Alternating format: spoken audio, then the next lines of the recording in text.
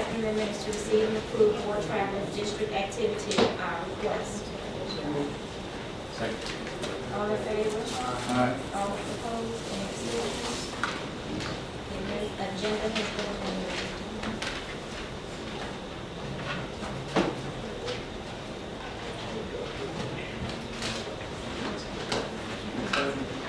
The next item on the agenda is your closed session.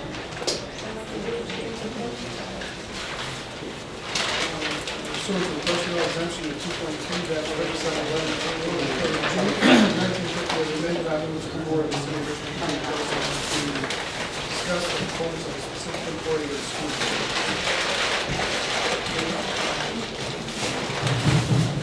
Second. All in favor? Aye. Any opposed? Any abstentions? We are now in closed. Madam Clerk?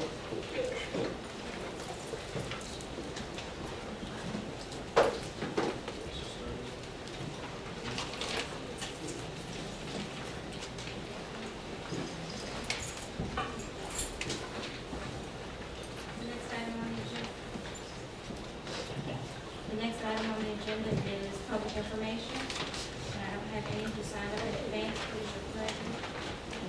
3 minutes individuals, 5 minutes to representative group. Anyone would like to address the board? And I'm sorry, Mr. Chair, before we do go into public information, I'd like to acknowledge the individuals, your students and the neighbors. Superintendent, is that here?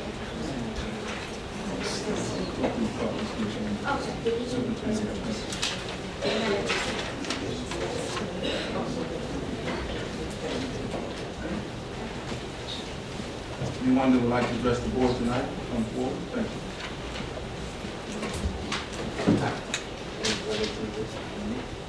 Good evening. My name is Paul Fleischer.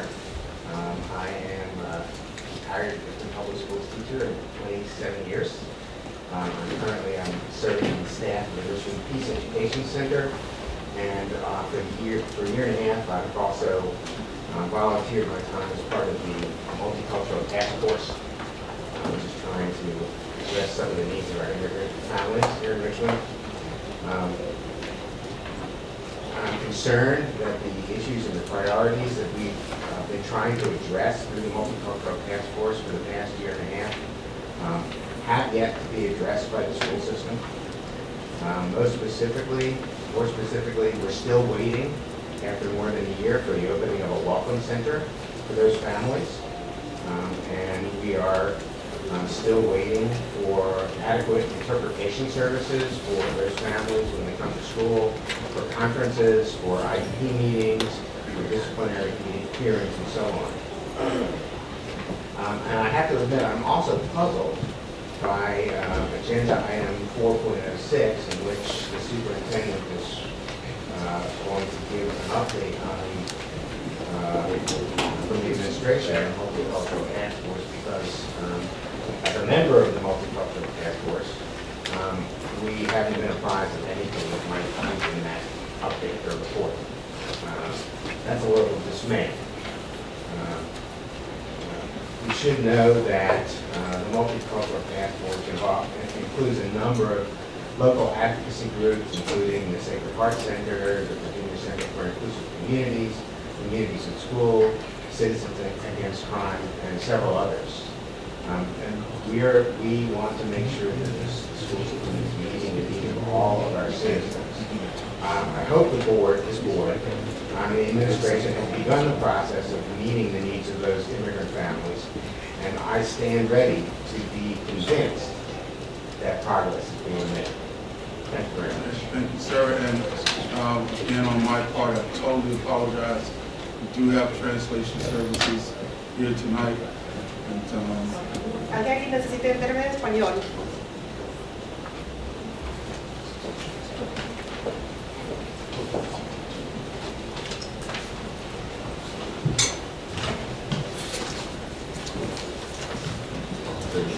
Mr. Chair, Vice Chair, members of the board, my name is Charles Willis. I come to you on behalf of the Multicultural Task Force to share a bit of information with you today. Mr. Chair, learning of the agenda item that is scheduled for comments about the multicultural task force from our superintendent is quite disturbing to the multicultural task force members, I must say. I can't cut it any other way. I'm not going to sit here and prolong my conversation about how dissatisfied I am that I have not received a call. Task force members, as you heard one of the members speak, there are other several members here have not received any correspondence about it. I know that twice, there's been 3 times, but twice I can recall, October the 6th, we were before this board to say that we had a presentation that we thought was extremely important, and we were asked to not present at that time. Again, October the 20th, we were before this board, and we were pulled off the agenda. The issues that the Multicultural Task Force have researched for over a year and a half, Mr. Chair, and members of this board, is extremely serious. I've shared with you, Mr. Chair, that I felt as a representative of the task force that if we had allowed the opportunity to present back in December of last year, then we would not be, or you all, we would not be visiting our OCR complaint. We were given an opportunity to share in some of the concerns of the OCR complaint, and that we felt that by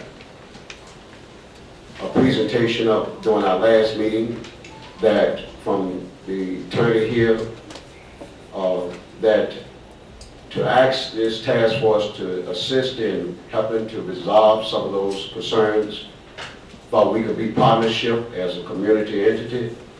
We took that with pride.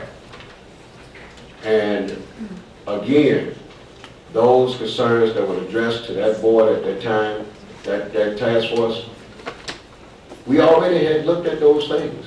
The presentation is already there.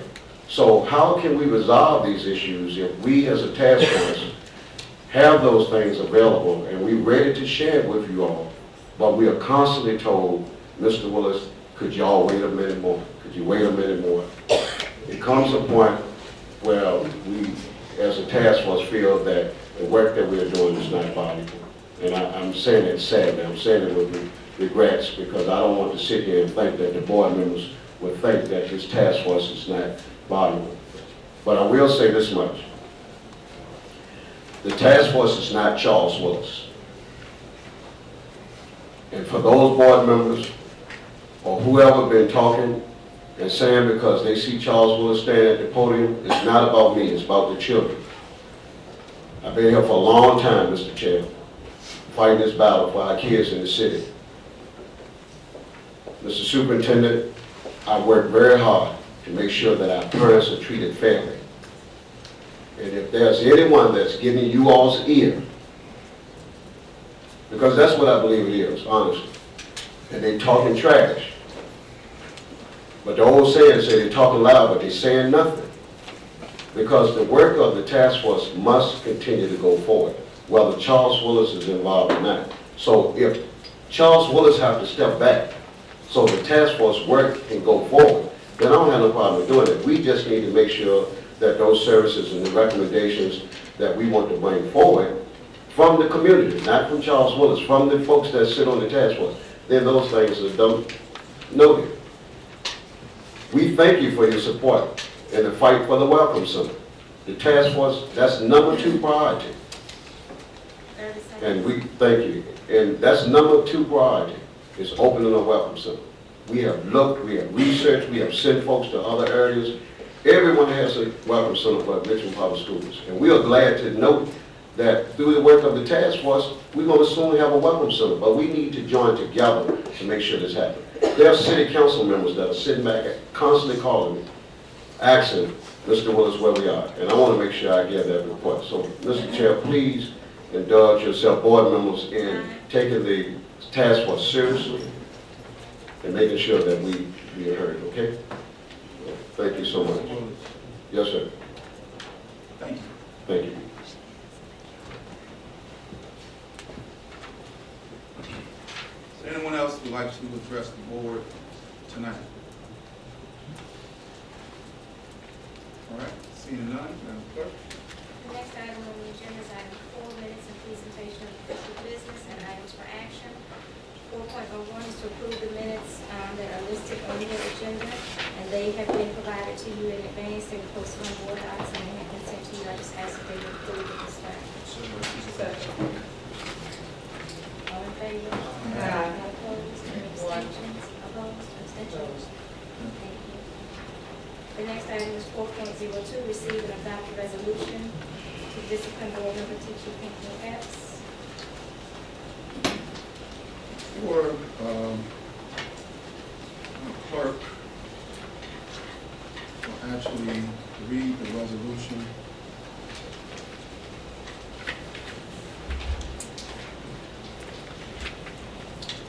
Policy 1-1.5, school board procedures and standards of conduct.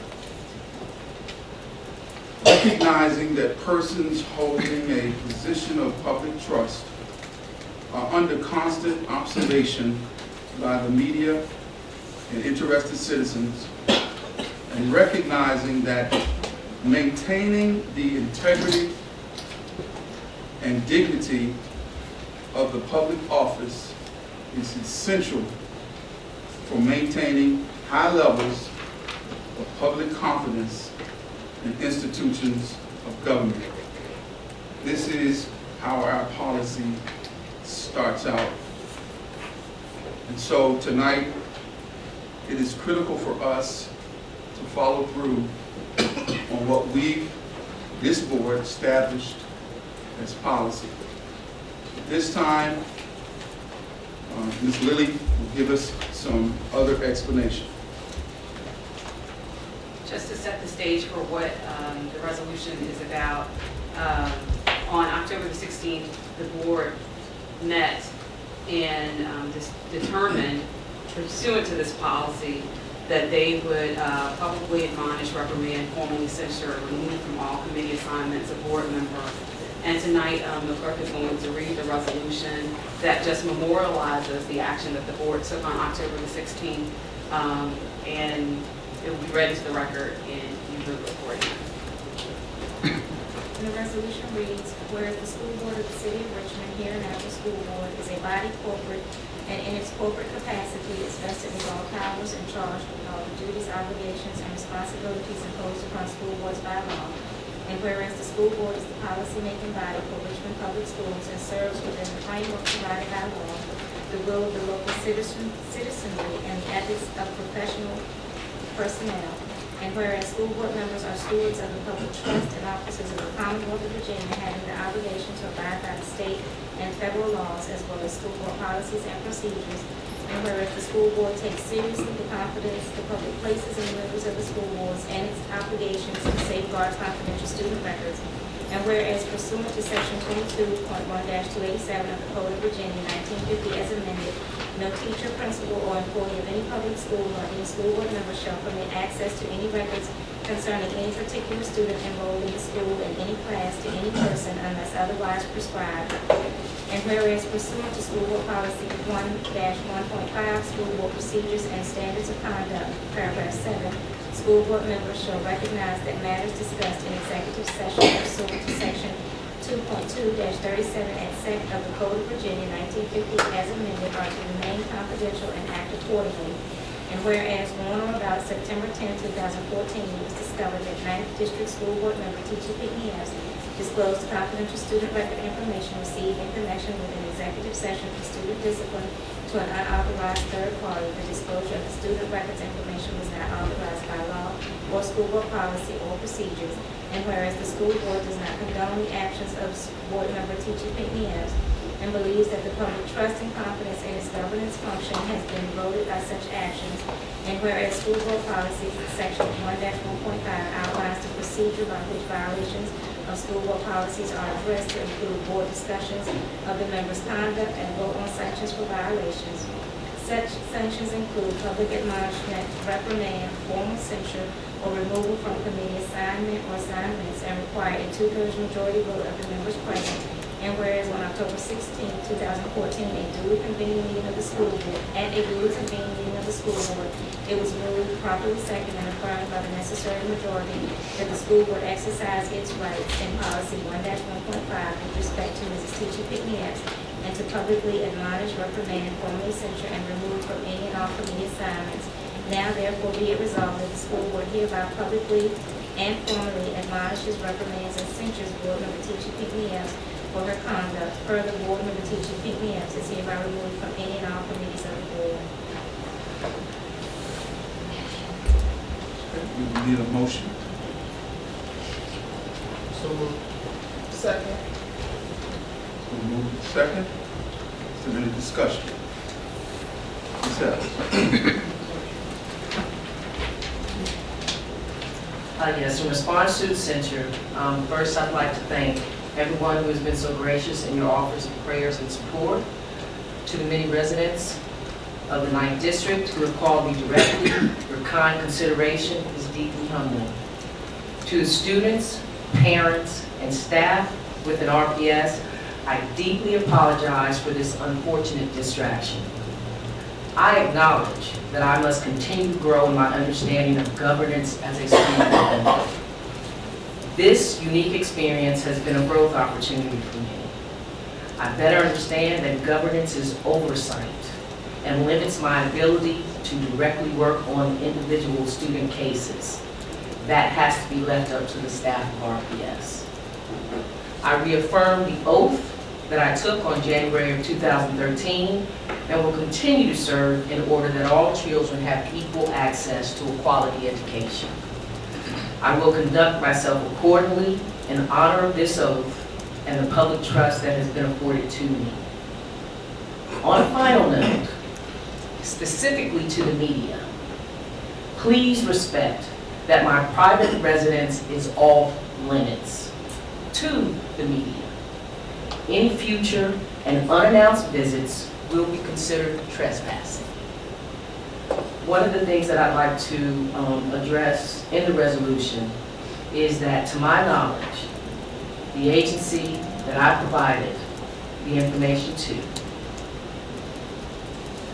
is in fact approved by the Department of Medical Assistance Services, as well as an approved vendor within RPS. I hope that that will at least mitigate some of the nefarious assertions that I was seeking personal gain, I was doing anything criminally intended. I was only trying to help a child. I accept that I acted outside of the policy and procedure of this board. Thank you. Thank you, Ms. Ellis. Any other discussion? Yes. Mr. Muhammad? Yes, sir. And I know that the past few weeks have been extremely difficult for school board member Mrs. Pickney-Epps as well as the board. I would like to, and I don't know if this can be added to the resolution, I don't know. But in light of what has happened, I really think that as a board, we should place a hold on all travel until we receive information from the Attorney General's office indicating, or some summary from the AG's office that we have requested. There's a request, I don't think that actually. Okay, I just wanted to, Yes. because I don't know the process. This question is for Ms. Muhammad. I have a request too. Is this a request to amend the resolution, or will it be a separate? I don't know if we can. I did not receive a clear answer if that could be added or if it's something separate that we do. I'm not sure. But I want to be within procedure, and I want to be within protocol and also procedure.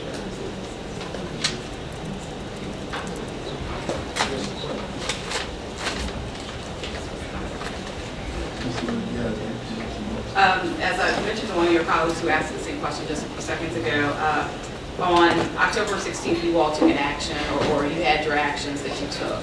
Any separate, and that's what this resolution is based off of, the action that you took on the 16th. Any other action, the board has to then take a separate action to, in fact, approve to deal with the travel aspect of it.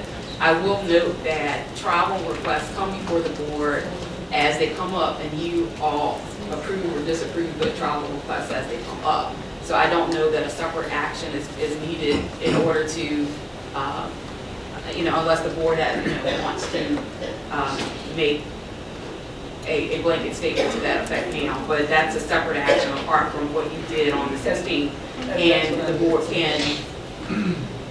That's up to the board to determine what they want to do with that. Okay, and that's what I needed to hear. Okay. And so you've answered my question. So if we decide to do that, that is the desire of the board, what is that process? The same as this one? It would be the same as what you decided on, the process that you followed on October the 16th. Okay. Point of clarity, Mr. Chair. Okay, Ms. House? Are we speaking to the travel that I'm slated to take tomorrow? The travel has already been approved, so that's how we are. Okay? Okay. All right. Any other discussion? Discussion? Okay. Ms. Taylor? Is there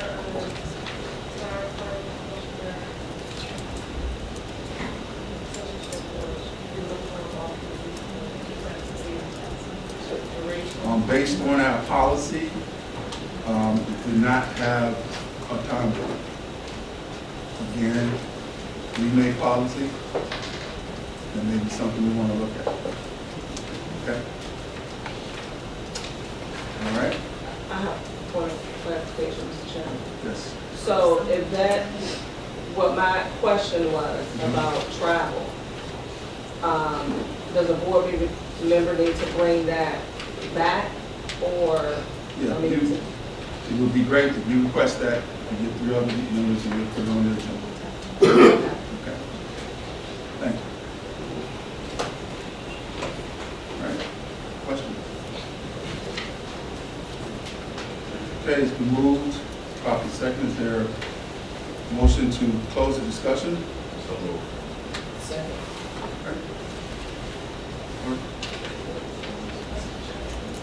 The motion was made by Dr. Jones and seconded by Mrs. Pinckney as to close the discussion. Mr. Sturman? Yes. Ms. Gray? Yes. Mr. Bourne? Yes.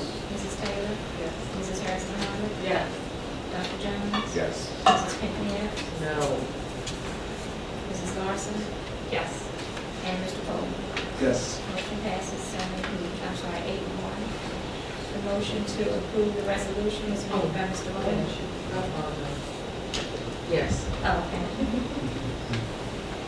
That motion passed unanimously. The motion to pass the resolution was made by Mr. Bowman, seconded by Mrs. Harrison Muhammad. Mr. Sturman? Yes. Ms. Gray? Yes. Mr. Williams? Yes. Mrs. Taylor? Yes. Mrs. Harrison Muhammad? Yes. Dr. Jones? Yes. Mrs. Pinckney? No. Mrs. Larson? Yes. Mr. Coleman? Yes. Motion passes 8-1. Okay. The next item. Hold on, Madam Clerk. At this point, we'd like the superintendent to introduce our student.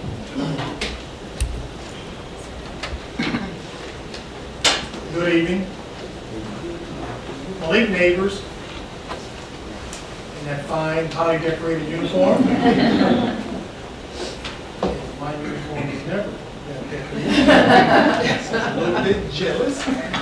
Product of University of Florida Army ROTC graduate. Is a senior at Franklin Military Academy. Cadet Neighbors holds the rank of Lieutenant Colonel, which gives him authority to serve as Battalion Commander of Franklin Military Academy. As Battalion Commander, he is Commander of Troops for all JROTC functions in the city of Richmond, such as Martin Luther King Drill Meet, the annual City of Richmond JROTC Day, the citywide JROTC Ball, and he is the Commander of Troops for the JROTC Summer Camp, which consists of schools throughout North Carolina and Virginia. Cadet Neighbors is also the executive officer of the Color Guard, where it ensures his Color Guard executes the duties and responsibilities of presenting American colors at various events throughout the city. In addition to his Color Guard position, Cadet Neighbors is the commander of the Royal Guard's Armed Drill Team. Success in school is very important to Cadet Neighbors.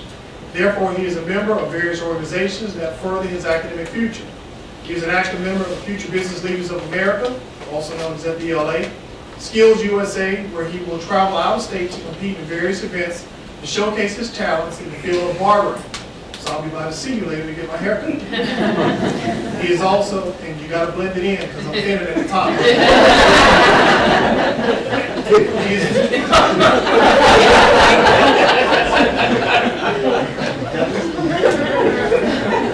He is also a member of the College Preparatory Program, Project Discovery. Cadet Neighbors is also enrolled in the Richmond Technical Center, where he is enrolled in barbering level 2. He is the #1 ranked barber in his class. Wow. So I will definitely get my cut. Cadet Neighbors aspires to attend the University of North Carolina at Chapel Hill and major in criminal justice. After college, Cadet Neighbors will enter into the United States Army. Go green. Right.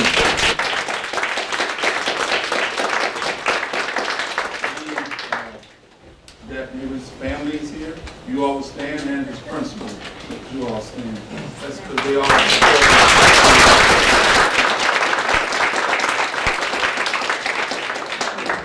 Shy younger sister. Cousin, that's pretty good. That's good. Okay, Madam Clerk, fill the agenda. The next item is 4.03, receive a presentation from Richmond Community High School regarding College Board's AP Capstone Program.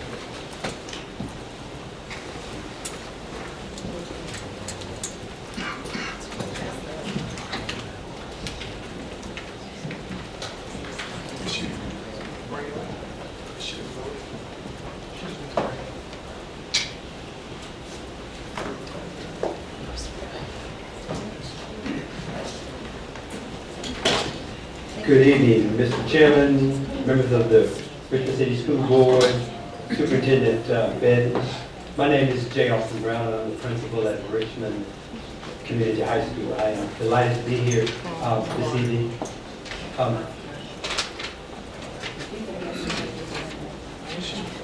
Oh, you may change, okay. I also have several members of the Richmond Community High School Advisory Board with me tonight. I would like for them to stand. We have the board chairman, we have the director of development for the board, and we have a board member. And I want you to know that they fully support this initiative that I'd like to share with you this evening. What I'd like to spend just a few minutes talking about is a recommendation to implement a AP capstone program at Richmond Community High School during the 2015-2016 school year. If implemented, this program will address not only many of the goals of Richmond Community High School, but also many of the goals of the Richmond Public Schools. We'll get that up there. From the beginning.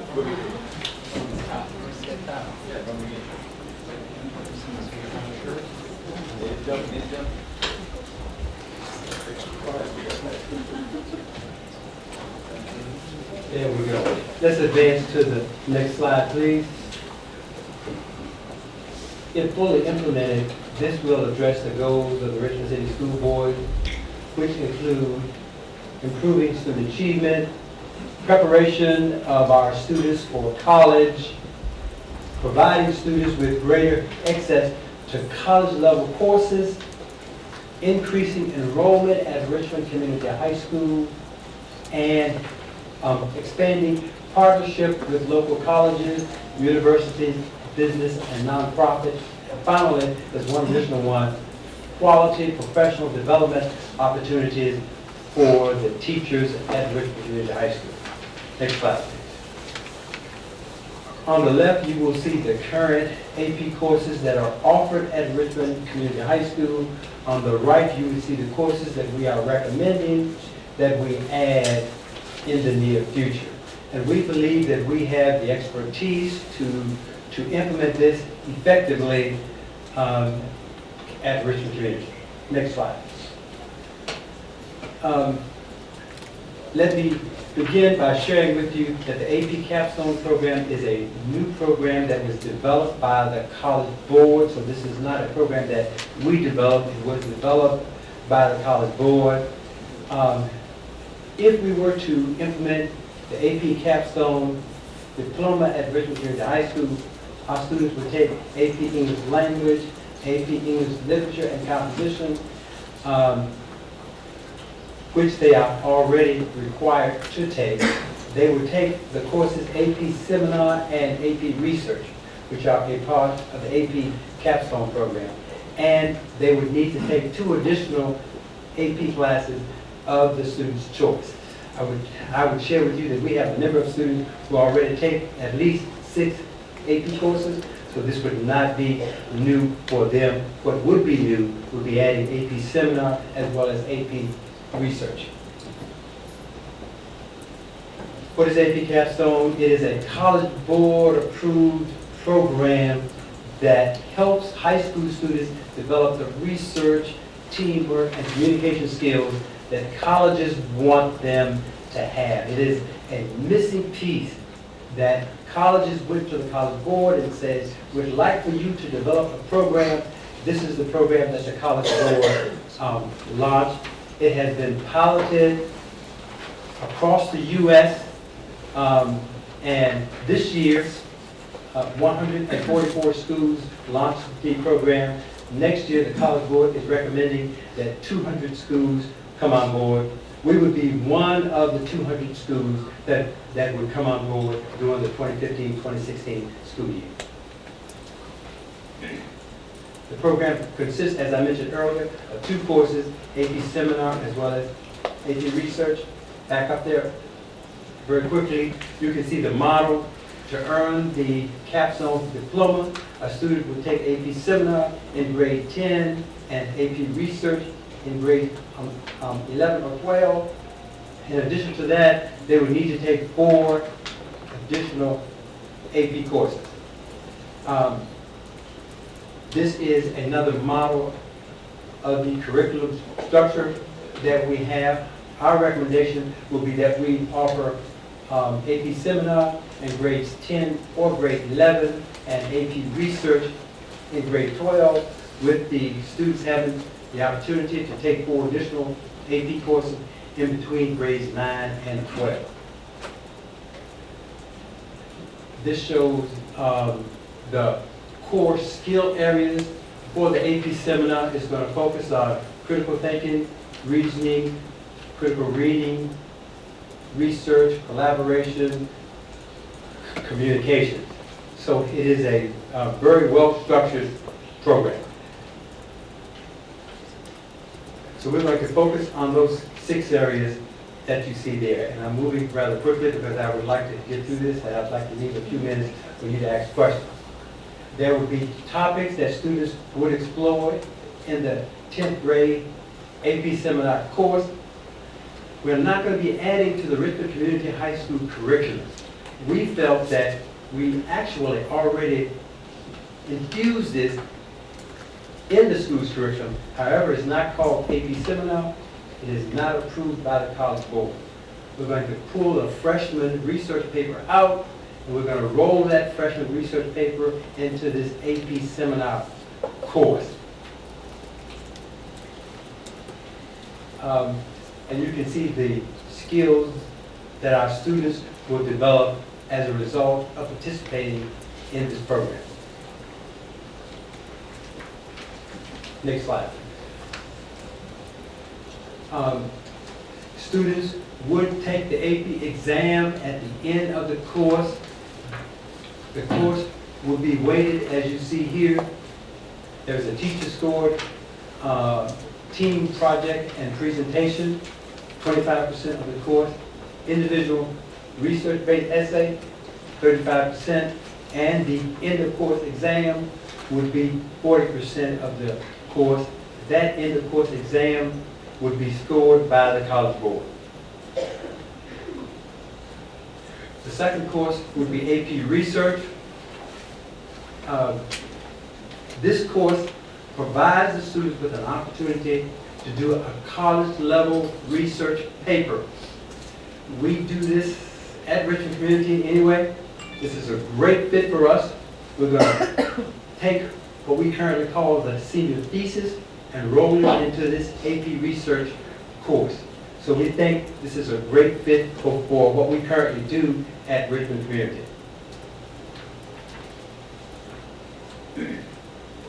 Once again, this course would be College Board approved.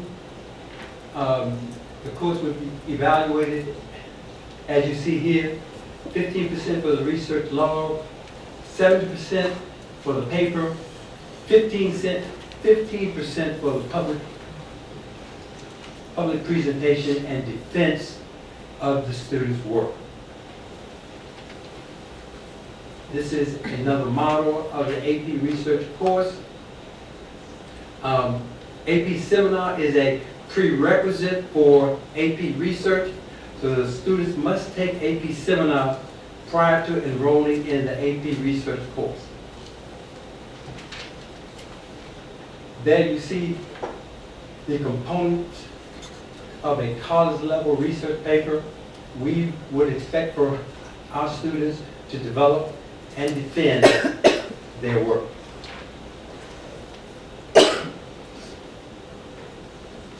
I'd like to talk just for a few minutes about program costs and the model. Our teachers will be selected as well as students and the need for technology to support this course. Next slide, please. There is an exam fee as there currently is for all AP courses. We currently pay those exam fees. This would be no different from what we currently do. And there is a reduced fee for students who would qualify coming from low-income families. In addition to that, there is a cost to train the teachers. This is a one-time cost. They must attend the summer training. That cost is approximately $1,200. So we would need to send the teachers for the AP Seminar and the AP Research to the College Board training. In addition to that, the district would have to pick up the cost of travel, lodging, and meals that would not be covered in the program. There is no annual registration fee for the AP Capstone program. Unlike some programs where the district would have to pay a fee annually, there is no annual fee for this initiative.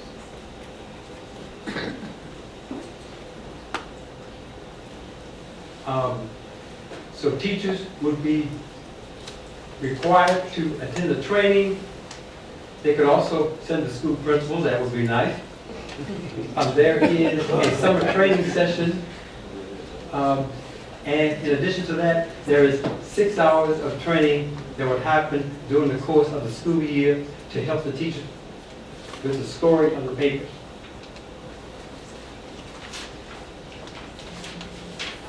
We are recommending that the AP Capstone be implemented in grade 10 at Richmond Community, that AP Research happen in grade 11 and 12.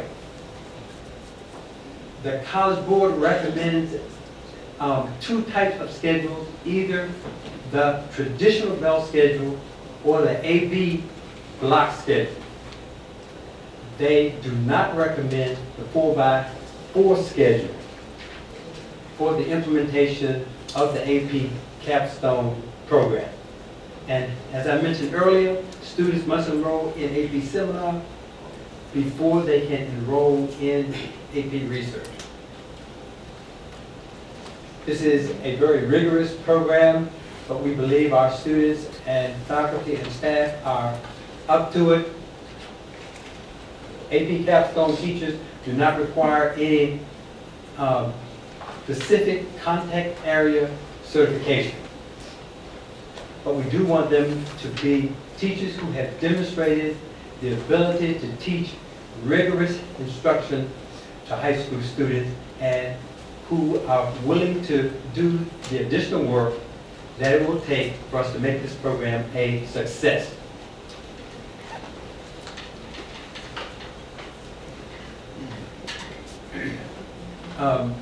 There are no criteria for the selection of students, so this would be open to all students who would be enrolled at Richmond Community High School.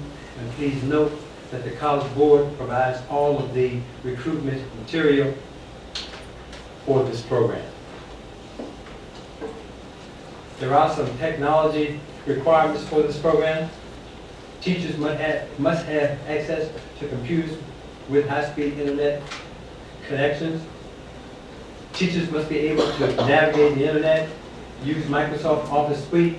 Students must have access to computers with high-speed internet connections on school premises.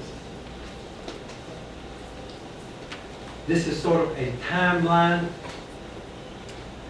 as to where we are right now.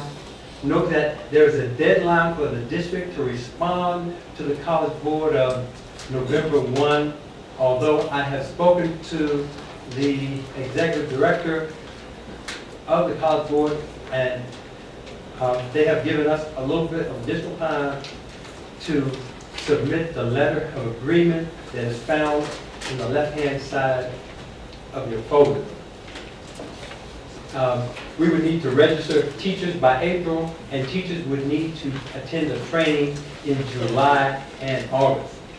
Also, in your folder, you have a copy of the proposed AP Capstone program of study for the school. I thought that might make it just a little bit easier for you to understand what the students would be taking if they were to enroll in this program at Richmond Community High School. Okay, just before we go into any questions, let's acknowledge our fine student again because he has to leave to be a student.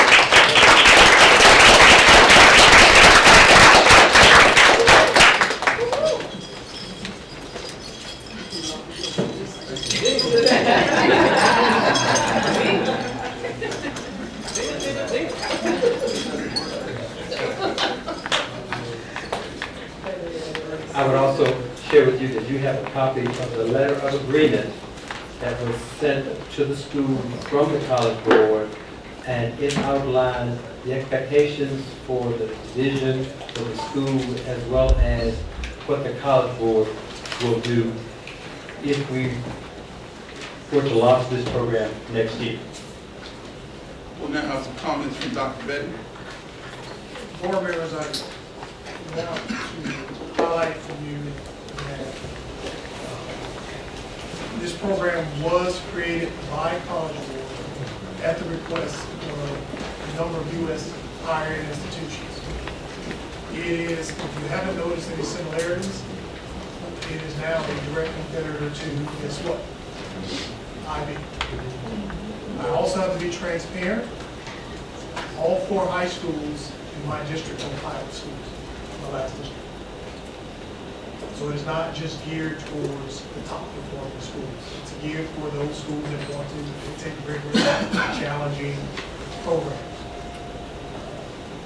Our current community is the one that's easiest to implement first because of its model actually lines up very well to the program.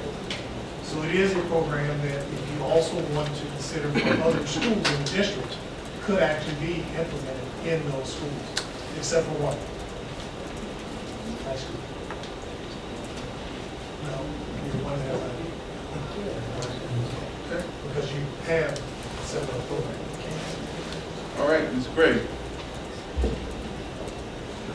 I'm in support of advanced placement offerings, and I know the benefit of having those credits going into college.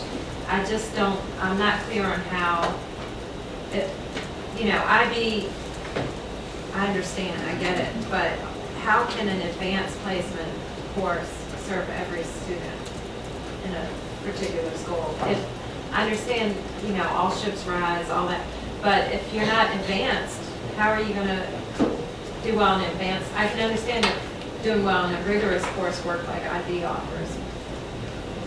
I think that what you just said is it. Like IB and AP, they all started, and for whatever reason, were kind of geared towards just gifted students. Neither one of them market their program that way. In fact, to be an AP honor roll district now, you have to be inclusive of students who would normally not be allowed in the program. They want open enrollment and challenge up. The research they found is that even if a student does not get college credit on the exam, just being in the course has promoted critical thinking and problem solving skills that allow them to be successful in secondary education. They're all about inclusion. They've all shifted from that. That's why also IB went away from in-school model. They're now homeschool. They don't want students to be excluded. They want it to be open. Our model that we're hoping to implement, our two, for instance, IB homeschool model, is that students who have all of that capacity can take 4 subject areas in IB. Or maybe a student is just talented in math, so they may just take an IB math class and take regular math class. AP is the same way. They are opposed to and very frustrated with schools that now have all these exclusionary groups. All they ask you to do is have some measure to review and counsel student about the work and the rigor that's going to be there. So, for example, parallel commitment to support a student who may have to put more time in. Counseling with the teacher, with the counselor to say, it's going to take extra this to do the work. So there are indicators that you can tell about whether a student is going to be potentially very successful, or going to have to work harder at it and try to help support them. One of the models that I was very pleased with, I had a chance to visit, which is in Cobb County. They have a process that I wish, at some point we can get to still there. They allow any student to challenge up. And even when the counselor says your track record does not show necessarily that you're going to be successful, if your parent signs off on it, you go through these counseling marks, you can challenge up. But they also pay attention to performance and try to intervene there if they see the student is going to bomb out. One of the things that we try to be concerned with too is students who are fearful of challenging up because of the weighted formula that was applied to those classes. So if you got a lower grade, it hurt them on the GPA when they were in competition for that Val and Sal. More districts are moving away from that and try not to make it, how should I say, exclusive. Ironically, she's looking down. Andrea, Anne Arundel County's district, has been highly regarded for inclusionary practices with students getting allowed to take and challenge up at AP. And that's where I hope we're going to go. In fact, in a conversation with the Senior Vice President of College Board, when I asked him to do analysis of our poor performance in now high school, he said all the data really shows in middle school are weak. You have not invested the training and the pre-courses for your middle school kids to be successful in the course, and then your training of your teachers. The investment has to be there to improve their quality of instruction. This could very well be a, for lack of a better term, a signature study program for one of our neighborhood schools to try to add more seats and draw and kind of diversify. Because again, one of the things we did in one of our schools is out of boundary, we had a full diploma program for you. With the neighborhood kid, we got all the copy. So that we allow them to go where their strength is, but we did the other thing, also address people that try to go with just for athletics, try to pass that they do full diploma programs. So that whole philosophy is not what it used to be when we were in school. It was like a gifted kid all the Or the advanced track. Yeah. It was a track. Yes. And they had not. Follow up. And my other question is around the same thing. You mentioned college boards. Are we going to invest in plugging into their data and tracking our students after they leave us and their successes in 2- and 4-year institutions and so on in the military? We're working on it. So the idea as we go capacity is to try to be able to do that. Right now, we're first trying to build up capacity with, we just purchased international achievement, the 5, I forgot the other thing we just got, to do a better job with our own internal data, and then we hope to plug into post-secondary pathways and do a better job monitoring in that place. Ms. Taylor, followed by Ms. Muhammad. I just want to say that, in my opinion, it would have been nice, and not because we just do kids and stuff, for kids, but it would have been nice to see a balance of choices, a school like community and alternative school versus a comprehensive setting for pilot programs such as this. I am, with full transparency, a parent of a student, of course, you know, at a community. And this is something that I would like to see come before parents to get out input, because it seems what I'm hearing a lot of, I'm having one there as well, is that there's so much rigor and so much academic expectation as far as the core subjects, and there's not so much as far as the elective courses and choices. Even at the tech center, they're only allowed to do the engineering program. How would this impact the dual enrollment that the children are excited about taking? Because that's a guarantee. You know, you pass a class at J. Sergeant Reynolds, you know, you have to college credits. You know, you get to the end of this AP course, and then you have, not only do you have now 40% of your grade tied into that, but you're not even guaranteed to pass the test. And a lot of the scores have been low. So what are we doing as far as setting the kids up? Well, this would not, Mrs. Taylor, impact the dual enrollment options that we have available for the students at Richmond Junior High School. Keep in mind, if implemented, we would for the first time offer 2 different diplomas at Richmond Junior High School. We currently have a 32 credit advanced studies diploma that would remain. We would also add to that a 32 credit AP capstone diploma. A student could elect to pursue the 32 credit AP capstone diploma, or a student could elect to continue with Richmond Junior High School 32 credit advanced studies diploma. So it would have no impact whatsoever on those dual enrollment programs that we currently have with J. Sergeant Reynolds as well as VCU. But it also will cause certain students to have limited access to electives overall, because I know with one of the AP courses, the English composition, you know, that's an extra block of that, so that's taken away from. Well, I would share with you, Mrs. Taylor, that in my opinion, it does not have to be. AP at Richmond Community in Richmond Public Schools, in my opinion, is a shock of cold water. Kids are put into it and they are shocked by the rigor. I think the trick to this is to ensure that every course is taught at a very rigorous level so that kids are not shocked when they move into AP courses. And the key to that is to ensure that we provide the professional development that our teachers need to deliver high-quality, rigorous, college-level instruction in high school. That's the trick.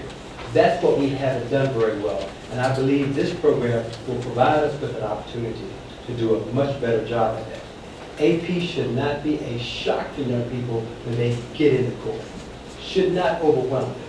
And if we teach it properly, if we train teachers properly, that won't happen.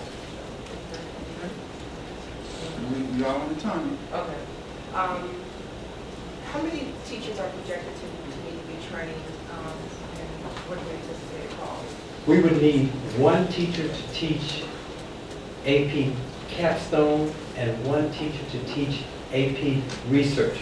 We would not need to train them all during the same year because we're going to launch AP seminar year 1, AP research year 2. The cost is $1,195 to attend the College Board training, plus travel, meals, and lodging. That's the great cost that is associated with the program.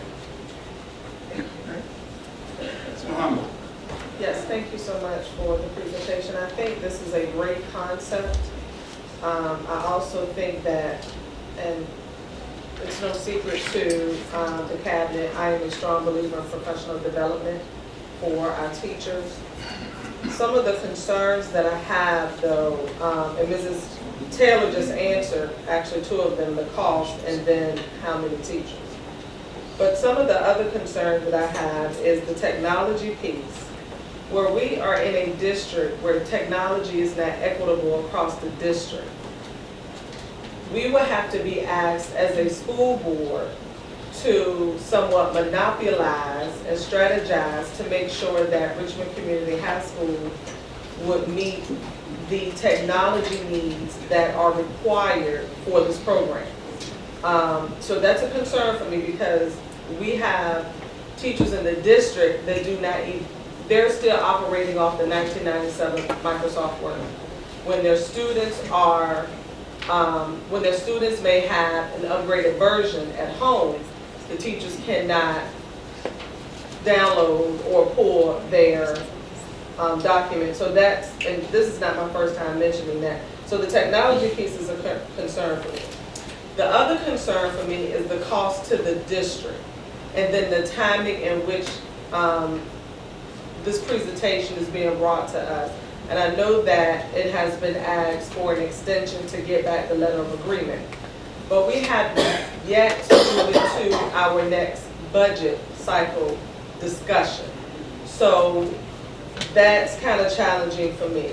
The Bell schedule, I can see how a 4x4 would not work. So I support maneuvering around that. The parental input is essential to me. Just to have it, just for them to be aware, and they might have been, I don't know, but just listening to Mrs. Taylor about that, I think, or someone mentioned it, but the parental input is essential to what our parents think. I am in agreement with providing the rigor, the relevance, and the relationship for our students. I'm in agreement with, 30 seconds. oh, I'm in agreement with, because I was moving slow. I'm in agreement with the design of the program. The things that I've mentioned is a great concern for me, and I would like for the board to consider possibly revisiting this for a more solid discussion when we talk about our budget at a later time. Any questions? Ms. Larson? Can you or Dr. Benton speak a little bit about increasing enrollment? You had that on one of the first slides Yes, ma'am. as a goal of the program. Yes, ma'am. Typically, Richmond Community High School will bring in approximately 60 students in an incoming class. So the enrollment tops out at about 240. We believe that if we were to implement this program and get the support that we need, we could increase that enrollment from about 240 to 300. So we would be bringing in 75 students per incoming class. Now that would happen over a period of 4 years, 75, 75, 75, 75. So we're talking 15 additional in the incoming class? That's correct. Okay. Thank you. Mr. Bourne? Let's have a simple question about the extension. Said November 1, did you get a hard deadline from the college boards about when they would want, when you can leave that letter out? So then before,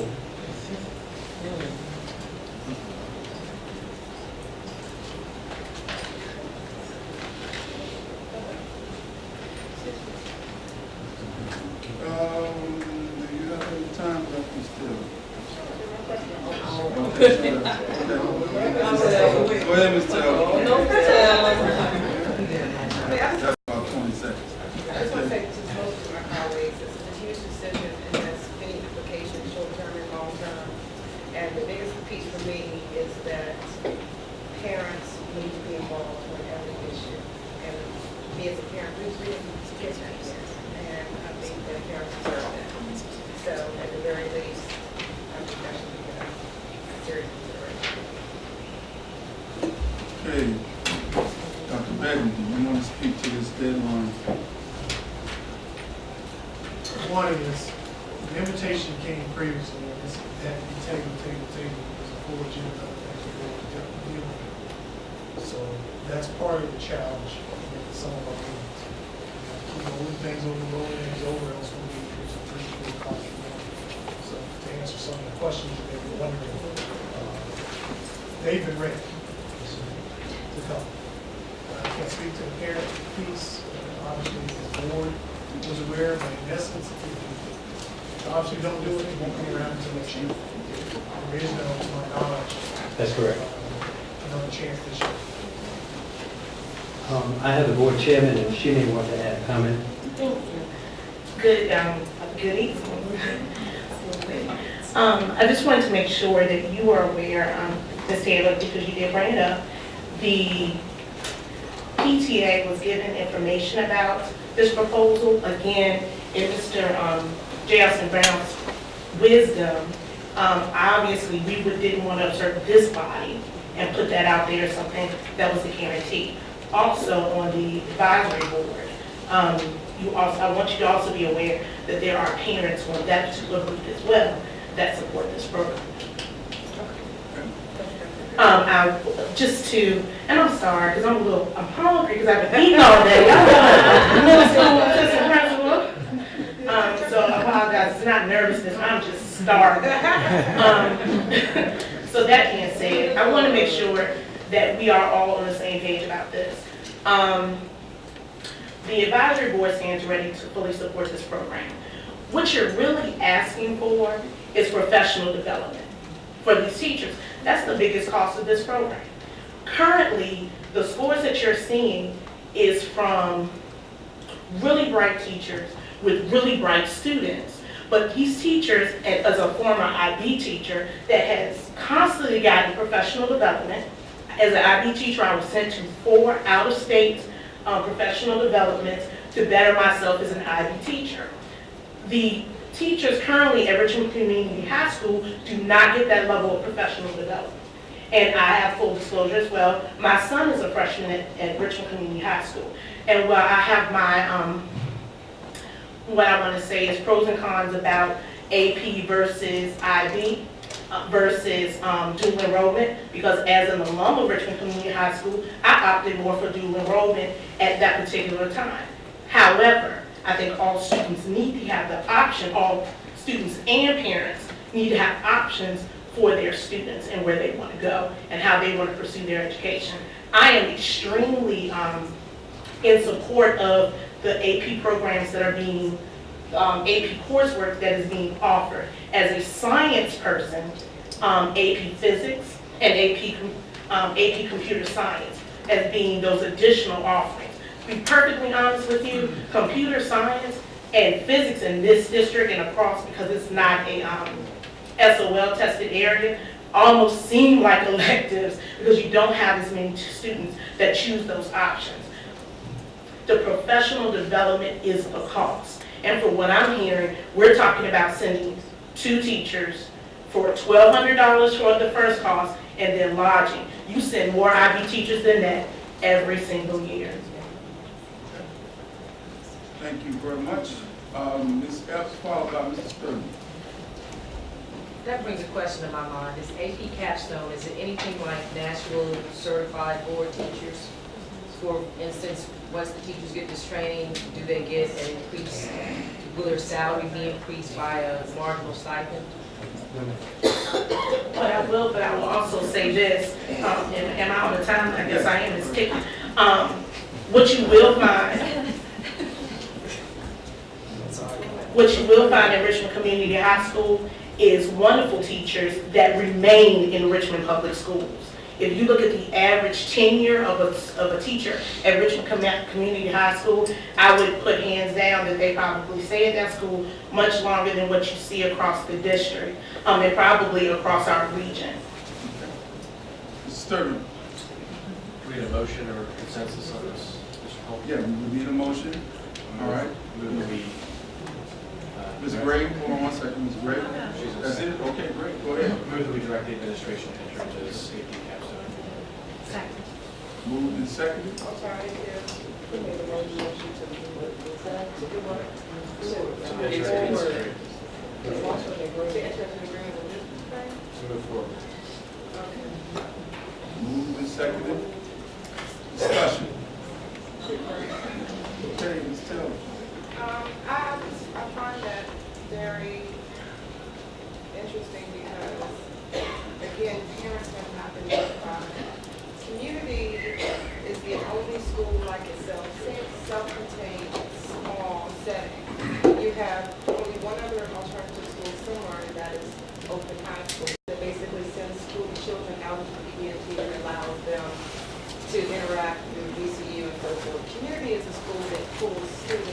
just like everyone else. Put them in a small environment from the foundation of community and give them an opportunity to thrive without being overwhelmed by that type of coursework. There's nothing else like that. I would much prefer to see that type of program tied off in a school like a Thomas Jefferson or something like that, where they're already used to that population, that size population. And again, parents don't, I understand what you're saying about the parents who are part of your committee, but I know a lot of parents there as well, and they're not familiar with this at all. So I would like for you all to consider, as you're moving forward with that there are parents deserving burden. You want to know as parents what's happening, and you wouldn't want a board to make a decision that you had no idea was coming at the pipe. Thank you, Ms. Taylor. Mr. Howard. Yes, I do not want us to jump into a decision, and I heard, even though the costs are two, just for 2 teachers, but we don't know any hidden costs, if there are any hidden costs to the program. I do not want us to continue with the trend of jumping into a decision without having all of the information that I think is valuable to move this program and thus move the entire district forward. I am in no way saying that I'm against the program, but I think we just need, if it requires us to start in another year, then let's do that. We don't have to do it right now. We haven't even started the budget process, but we're making budget decisions before we get into the budget process. And that just doesn't make sense to me, and I can't support that. Okay, thank you, Ms. Muhammad. Ms. Sturtevant, did you? I was just going to say, I guess I thought I heard you say that this is being presented to the PTA. Yes, it is. Okay. But not to the parent body. There was no programs the PTA offered to parents to come out and listen to the presentation. None of that was done. So if the PTA talked about it, they talked about it amongst each other because there was no extension to the parent population. Okay, let me make this comment on our timing. At this point, Ms. Taylor, you have used up your time for this issue. Okay. Sir? No. All right. Ms. Larson? So my understanding of the program, and please correct me if I'm wrong, is the community program is going to stay as it is. That's correct. There's going to be, the thesis that the students do is going to be slightly restructured so that they're getting credit for it now, correct? And then we're going to be enhancing the program with some extra offerings so that the students can possibly get more credit as they're entering college. That is exactly correct. Okay. And Dr. Ben, can you speak to the cost? And, do you think this is something that can be easily absorbed into our budget? Or do you think it's something that's going to have a big impact on us for next year? We actually, this year, went for IB possibilities of local funds, which we haven't done anything with yet. Now, with that said, we also know that, to be transparent, we had some revenues that come from the district. We had actually had additional money for plan IB and issue 2 that we had already got from the council. So we could tap on those money. And this is typically cheaper than what we spend on IB. Okay. I'd also just like to offer to the district, just to Mrs. Harris, Mohammed's point, that Richmond Community High School does have a public partnership. And if, because I know you were talking about hidden fees or things of that nature, while that partnership would not be able to absorb the total amount of this particular proposal, the board is willing to assist financially because we feel very strongly about this effort. And again, it is an option for students, not a mandate for all students. All right. Do I have any more time, Mr. Chairman? Madam Assistant Clerk. Yes, we have one minute. Oh, wow. Okay. May I go, Mr. Chairman? Yes, you may. With 15 additional students being accepted annually, what is the end game for population size and how does it compare to the current enrollment numbers? Currently, 220 students enrolled at Richmond Community High School. We typically bring in a ninth grade class of approximately 60 students. We also bring in a few 10th graders to replace those ninth graders who do not stay. So we're looking at increasing the enrollment per class from 60 to 75, which would give us a 4-year total of 300 as opposed to 240. All right. Okay, call the question. Close discussion. There's a second. Close discussion. Second. Seconded. Okay, Madam Clerk. Mr. Moore made a motion to close the discussion of second by Ms. Larson. Mr. Sturman? Yes. Ms. Gray? Yes. Mr. Moon? Yes. Ms. Taylor? Yes. Ms. Harris Mohammed? Yes. Ms. McGinnis? Yes. Ms. Larson? Yes. And Mr. Coleman? Yes. Motion passes.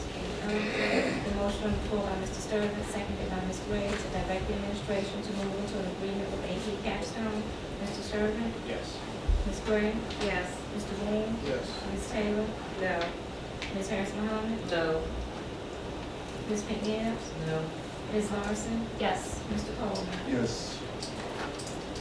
Motion passes 5-3.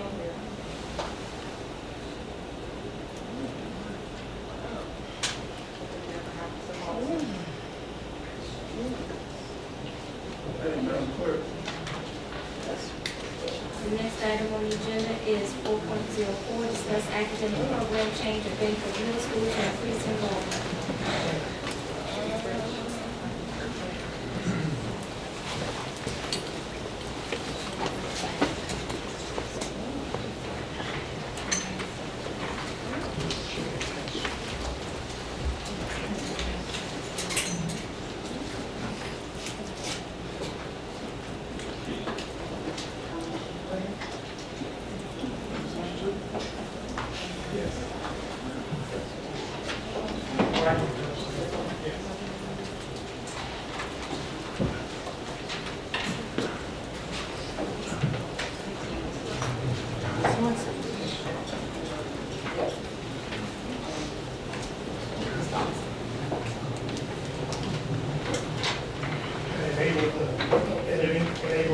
Enable yellow bar.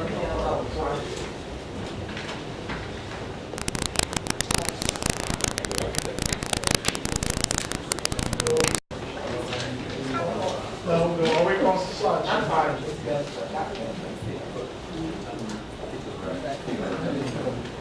Just go across the slideshow. Yeah, from the beginning. There you go.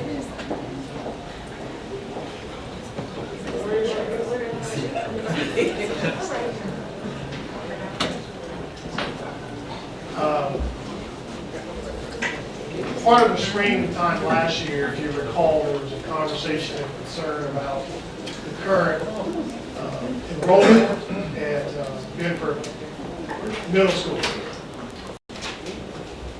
The building is seating just over 200 students. I believe it's, doing from memory, a design for 5-something. And there was a little bit of conversation about what we would do to actually potentially increase enrollment. There was a consensus to possibly consider exploring IB opportunities to be placed in Bedford. Next slide, please. And recently I was invited to a community meeting that there was a lot of discussion about the interest in making sure that Bedford stays as a viable school in the fan community. I'm not sure we walked away with any clear commentary about what the interest was from that community. But one of the things it prompted is to continue to look at if we continue to path down for IB, because that was one thing that was mentioned out of that conversation. Required us to look at the data also, given what we just went through with 4 of our schools. Next slide, please. So, as we look at the accreditation results for the past 3 years, you see the challenges that we are facing with regards to meeting the standards set by the state. Currently, at this point, in the spring of 2015, if our assessments continue at the pace they are going, we could face accreditation denied. Next slide. What you will see here is the benchmark requirements for English, math, history, and science. English being 75, all other subject areas being required to be 70, 77.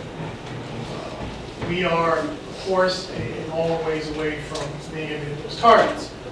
The other way that you can potentially withstand losing your accreditation is the idea of making significant growth and making an appeal to the state. Next slide. Federal accountability requirements are focused on two areas, reading and math, which is what then triggers the issue from the federal government that requires what we just went through with one of our schools. It also is a thing that will determine whether or not you will become a priority school status mark. The requirements in the federal benchmarks for accountability is 69% pass rate in reading, 66% pass rate in math. Currently at 40 and 44. Next slide, please. Additionally, as you can see, over the past few years, we've gone from 349, 249 to 216 in enrollment. If you look at it diagonally, you would say, for example, grade 6 started with 116 students, then 111 students, and then 101 students, to give you an idea of what you see in enrollment. Given that grade 6 and 7 are 58 and 57, if we took in only about 60 students, now we're sitting at under 200 students potentially in the building. Next slide, please. What that presents is some challenges for us. One I already mentioned, accreditation possibly being denied, the continual declining in enrollment, an operating cost of a building at 30% of capacity. So we're basically sitting at about 30% capacity, which means that we're paying a high premium of utilities, maintenance, repair costs, transportation costs, and then staffing. For example, in the staffing formula, by student number, Bedford is, I believe, could lose 10 teachers. But in reality, they can't, because of the fact that if we took the teacher out of the core subject area, then they wouldn't be able to take an appropriate number of classes to be past the next grade. So in essence, we got a high cost per teacher also based on the student numbers. Next slide. So we're at a point where we have to really think about where are we going. We can continue exploring the IB whole school model. The process takes at least 3 years for approval. And I have a handout to show you what happens in each. She can bring up, can you minimize this one? Escape out. Minimize it. And go back to board docs. And go to the attachment. And click that IB authorization link. Yes.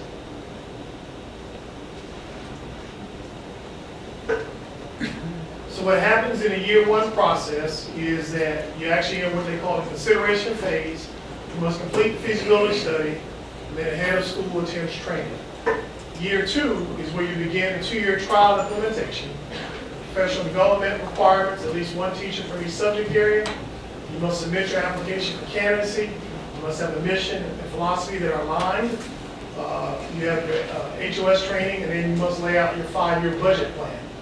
Then you receive your candidacy evaluation report.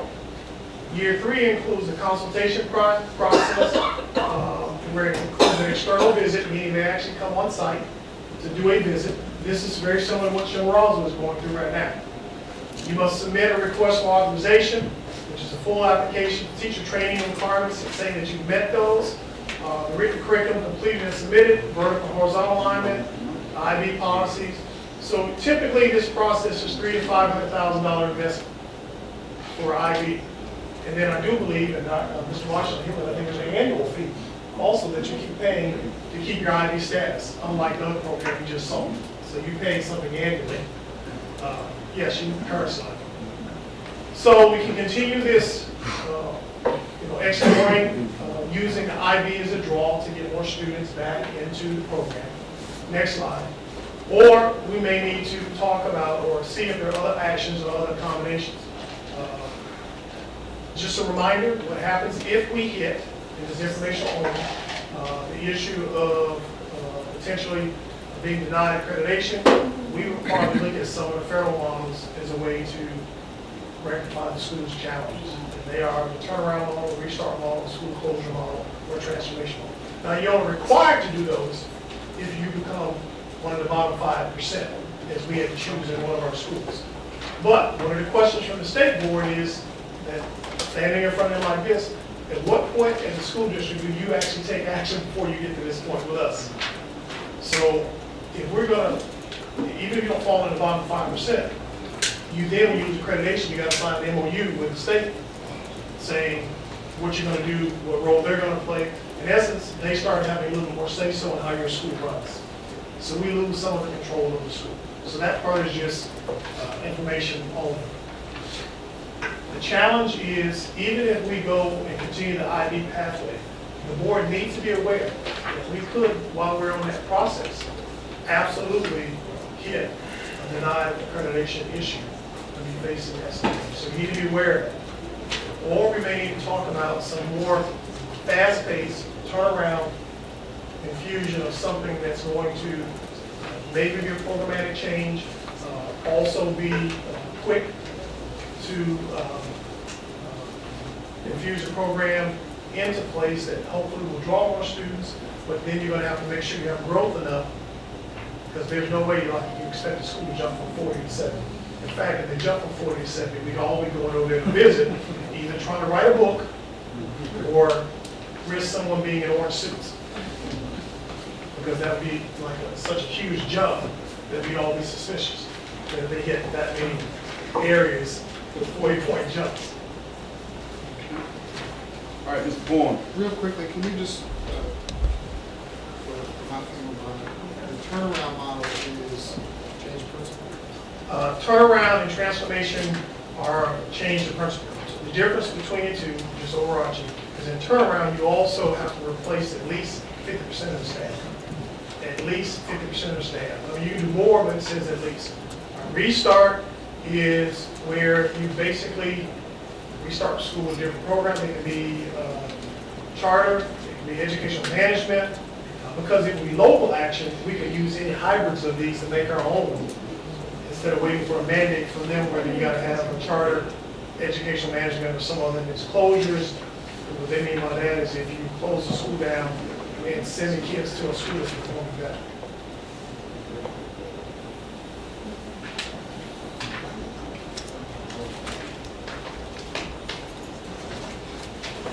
All right, Ms. Epps. Dr. Benton, two things real quick.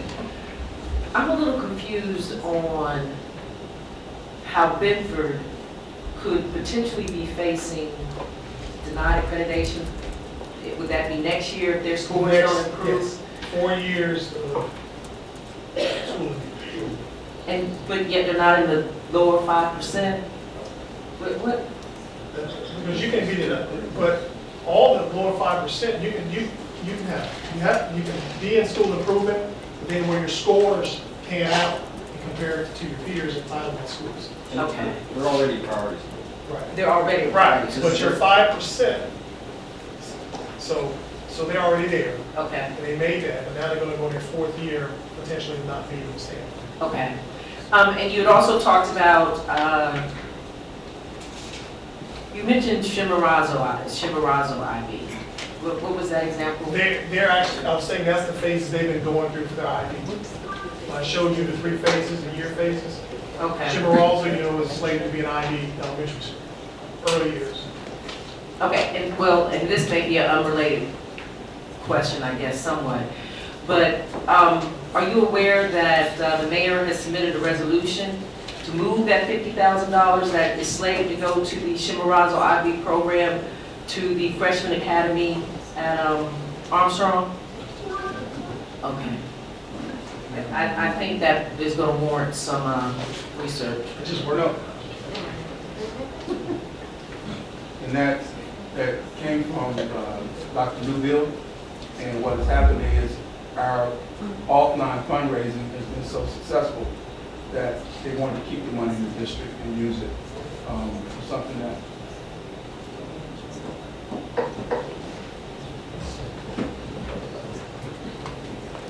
Any other questions? When thinking about, I'm sorry, Go on. I apologize, Mr. Chairman. When thinking about approaches for Bedford, one of the things I think I've heard a lot of board members say is just creating a better quality middle school. And so I know that means that, we've got issues that we have to deal with in elementary school grades that help that. But if you're just focusing on the middle schools, you talked about hybrid leagues or some other turnaround model. Is there one that we can develop that might be scalable? Well, I mean, you can use for instance, a hybrid, unless you feel that the two middle ones are ones that don't get at doing anything with necessarily with focusing just on the person. It's about also the program itself.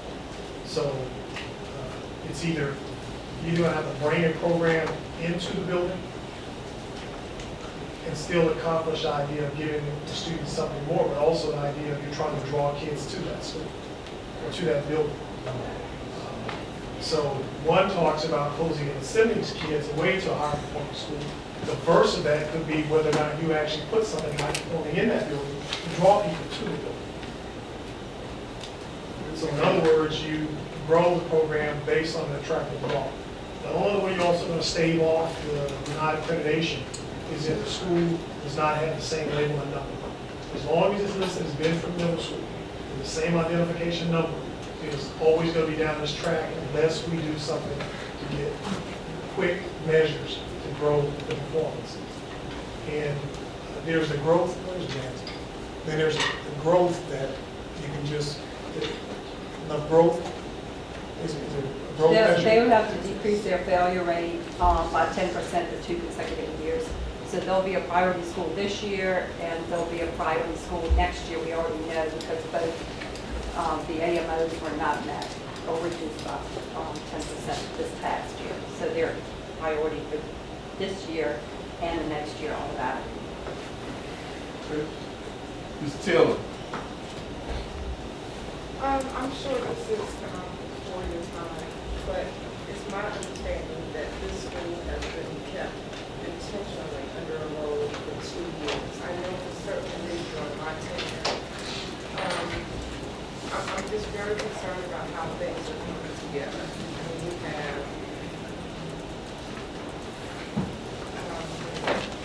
we have rezoning secondary schools on the agenda. We have changing Bedford to the IB program, and I have attended a whole lot of racial equity conferences lately, and this just reeks of something really suspect. And I'm just not getting a clear picture as to why Bedford, why now? Well, if you remember, I started the presentation with, the conversation with Bedford started before school was out. So this is not new about Bedford and the possibility of IB. In fact, there was consensus, if you remember that meeting, and the conversation partly was, TJ is an IB school, but yet it doesn't have a true feeder school. So we had this conversation, so this is not new. What is new is the issue that I can't speak to intentionally keeping it unenrolled, because that's not something that I've tangibly done or any of my leadership.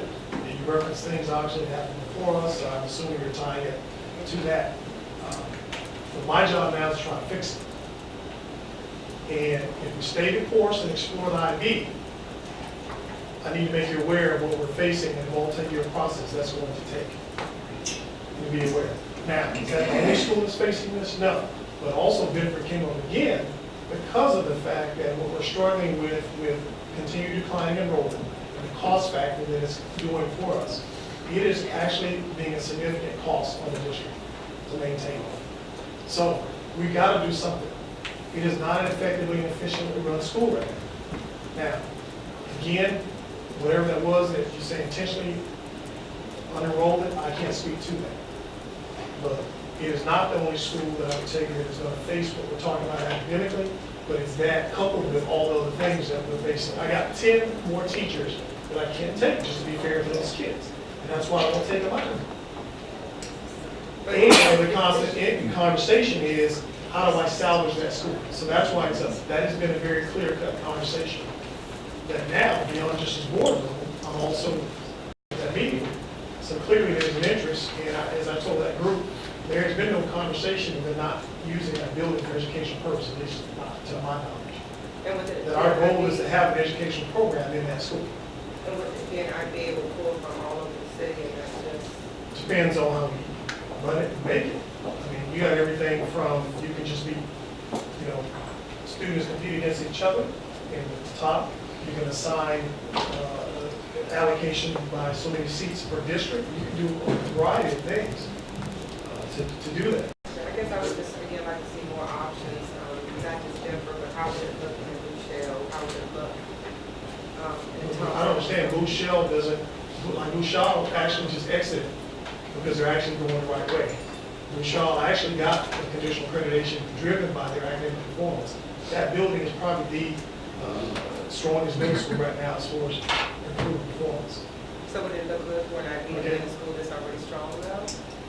It could, but the point it came up here was to try to use it to draw students to it. We're not just, the conversation with IB in this building was not just the program. It was trying to find a program to help attract students to increase the enrollment also. That's how it came up. Bouchard actually has more students in it already. We had to move teachers over there. I'm paying for additional teachers now because enrollment increased there. And, what other, you can do Springboard, which is a pre-AP program. Springboard is the College Board's pre-AP program for middle school. Ms. Muhammad? I appreciate the presentation. I'm just trying to figure out MLK middle school has struggled also. And we have delayed talking about a year-long program. But it appears to me, this is my perception, which is my reality, that we're trying to, and I don't want to use the word cater, I don't, but it just appears that, MAK is like, okay, we'll come back and we'll deal with you all later, we're going to deal with Benford right now. That's how I feel. Well, I'll tell you, the MLK thing has been delayed at the leadership request. And I think I talked to you offline about some of the thoughts on MLK. Yes. So that's the You other did. reason. Yes. But Those things have to be addressed for anything to work there. If that helps give you a little bit of. no, but okay. Okay, Ms. Gray. No questions, just a little historical background. The end zone community withdrew from Benford around 2006, 2007 because there were some significant leadership challenges in the building. The open enroll or the school choice enrollment went away when the state entered into the No Child Left Behind waiver, which took away the money for us to provide transportation to students who were coming into the building. So that took us down another couple of hundred students because we couldn't afford to transport without additional money from the federal government. So there are several things that took place over several years. Bedford was one of the top middle schools. I, as well as other parents, applied to get into Bedford. Mr. Fleischer was a teacher there at the time. Bedford was the top middle school outside of the IB program at the time that my children went there. So a lot of changes have taken place, and most of it has been completely out of the hands of the school board, especially this school board. And it's money, and how do we transport, how do we bring kids from across town, you know, and transport them into a building just to keep it at capacity so that the per pupil cost is reasonable. You know, I don't know how we do that. I will say, 216 before the date, I think, 131 students who go there from other zone schools. So the majority of the students, even out of the number there, according to the data that staff pulled, are actually still not the neighborhood kids. Okay, Mr. Vaughn. Just on that point, do we know what the universal market is for in-zone children of middle school age? So if we've got 83 that live in the zone, how many other middle school age children live in the zone? We don't have. We don't know, Tommy can see if there's a census, the last one that captures that. So we could probably only give you an estimate based on saying on the last census, and then give you your age range. But remember, that's just gonna be, I think it's 0 to 17, school age, you know. I've never seen them break it down. So we can give you an idea of how many students live there, but they won't necessarily be middle school students. Can I answer that in part? All right. I have the chart here. All right, just want to make everybody, we have 2 times to speak to an issue, and we have 3 minutes total. So, I'm just, We address that also, because I would like to bring that back to council. I just want to answer. hold on 1 second. Ms. Taylor, what's next? Okay. Okay. Yeah.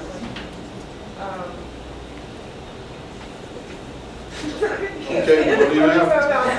All right, Ms. Gray. All right, Ms. Gray. Mr. Krantz gave us, in our last facilities task force meeting, data on students who are currently enrolled in Richmond Public Schools. And students who, and I have the chart here, students who are currently enrolled that live in the zone but attend out are 70 students. But that does not include all the students who opt out into private or other school districts because they're dissatisfied with the offering. So Jeff was asking how many are in the school zone by census, and we don't have that data. We're pulling that together. We should have that in the next day or two.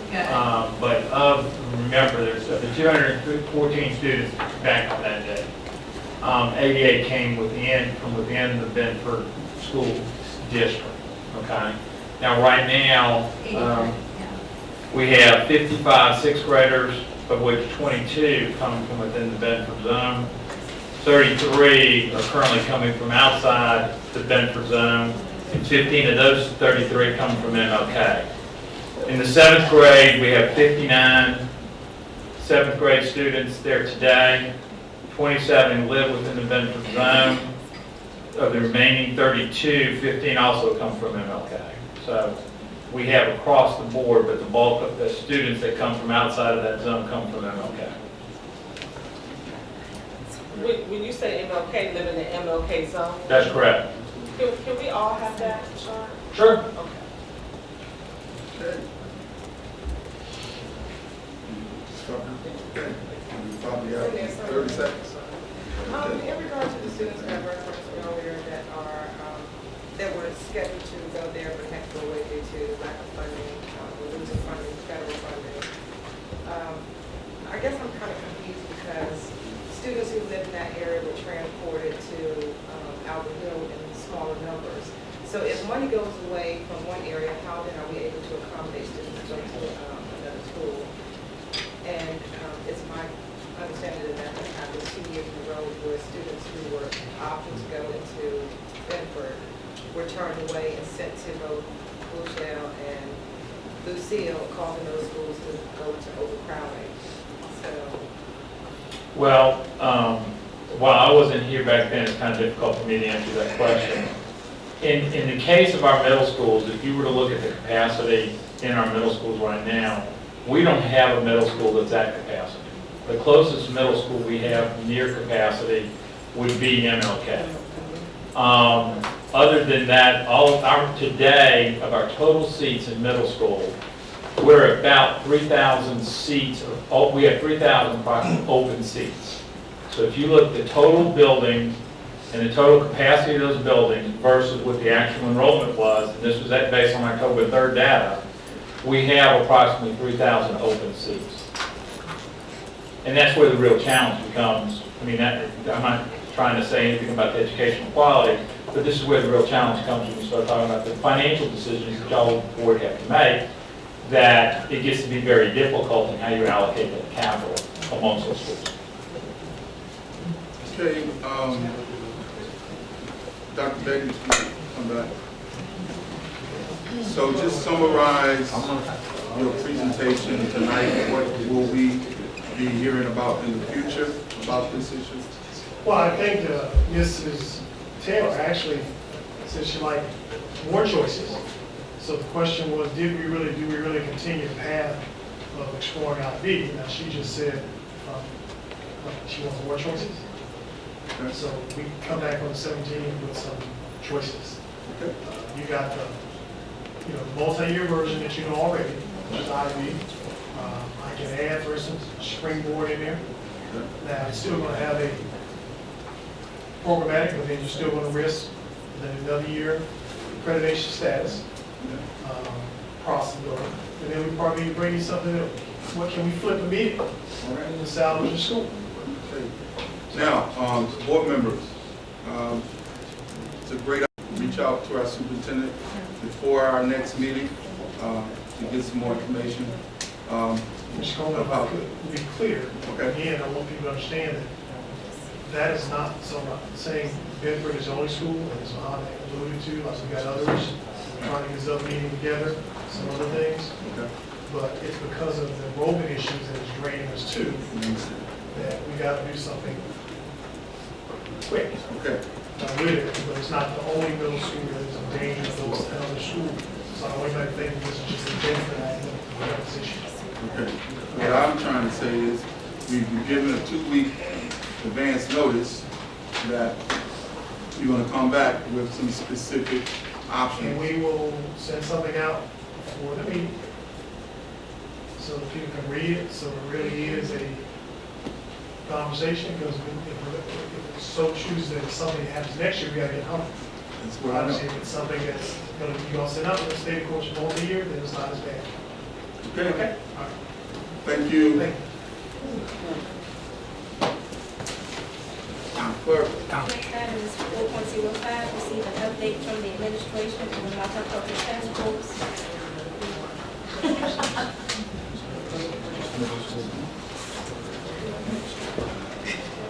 Here's an attachment. Matt, I was given a task because there seemed to have been some uncertainty or confusion about the multicultural task force. So part of the task I was given was trying to research and get a little bit better understanding of how we got here to the multicultural task force.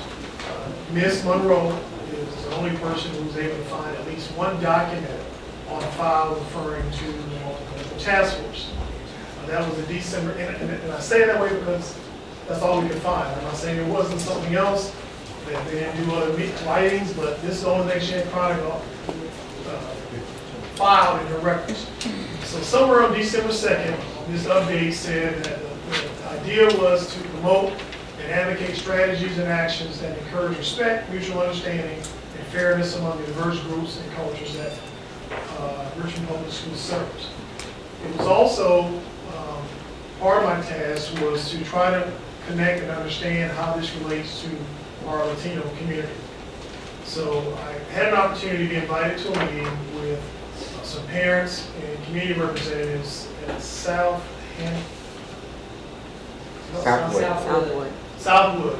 Apartments, and listened, among other things, about their concerns about their feelings, and how they feel about our schools and how they're treated, but also their feelings about the multicultural task force. The one thing that they said very clearly was they did not feel like it was representing their interests. Now, it's my understanding that the task force was a result of incidences and issues that happened at Huguenot High School with the Latino community. So, when you look at the mission statement, scroll back up, that is a very broad and fits what a multicultural task force would do. But it also validates a little bit of their concern that how does it get to the core of our issues that we're having directly? There's a charge that was listed on this document to enhance the district's culture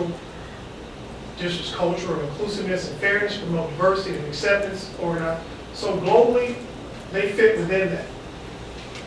But I can find no defined specific document that says, here are the action steps specific to the Latino community and concerns that they raise.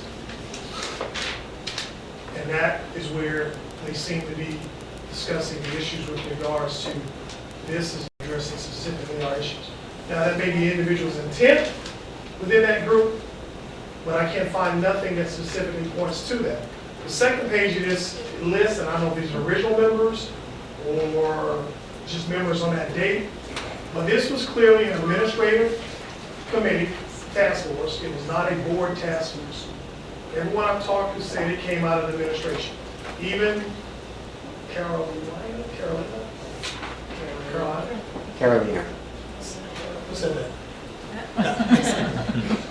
Said the same thing to me when I asked her how did it come about. You see Mr. Willis's name there, and then several people, a couple principals, all three principals of the three schools that mainly serve our Latino community, and then some other Cubanite staff that were there. They were supposed to, as you see, to have those other dates. Now, I have another meeting coming up to follow up with Carolina as an individual to talk through and follow up on the things that were shared as a group. I assured them that I would be more than happy to come back again. As she asked, and they asked, that this is not a one-time visit. But I told her at some point we got to talk through what is it exactly when we say this is not representing our needs and interests. And so personally, from a person who just came from Texas, where there was 70% Hispanic, 40% ESL population in my district. If you bring up another document. Are you talking about the documents not representative? What are you? The task force that they were speaking to was not representative of their interests, their issues, and yes. Here's an example of what an engagement, Latino Engagement Advisory Council. Give a little bit of history about where the Spanish-speaking population predominantly comes from when it comes to America. Here's an example of goals for the district to improve a mission statement, and then specific goals that you can talk about Latino engagement. Identify the barriers and solutions to improve access to equity for Latino students. Identify best practices that include developing cultural competency and mutual respect as part of all student responsibility as global citizens, and develop implementation evaluation plan to ensure success. So here's what, in my short time, 3 years in Texas, that I learned. Just speaking the language is not enough. Because, and then even Spanish speaking, there's different dialects from different parts of the world.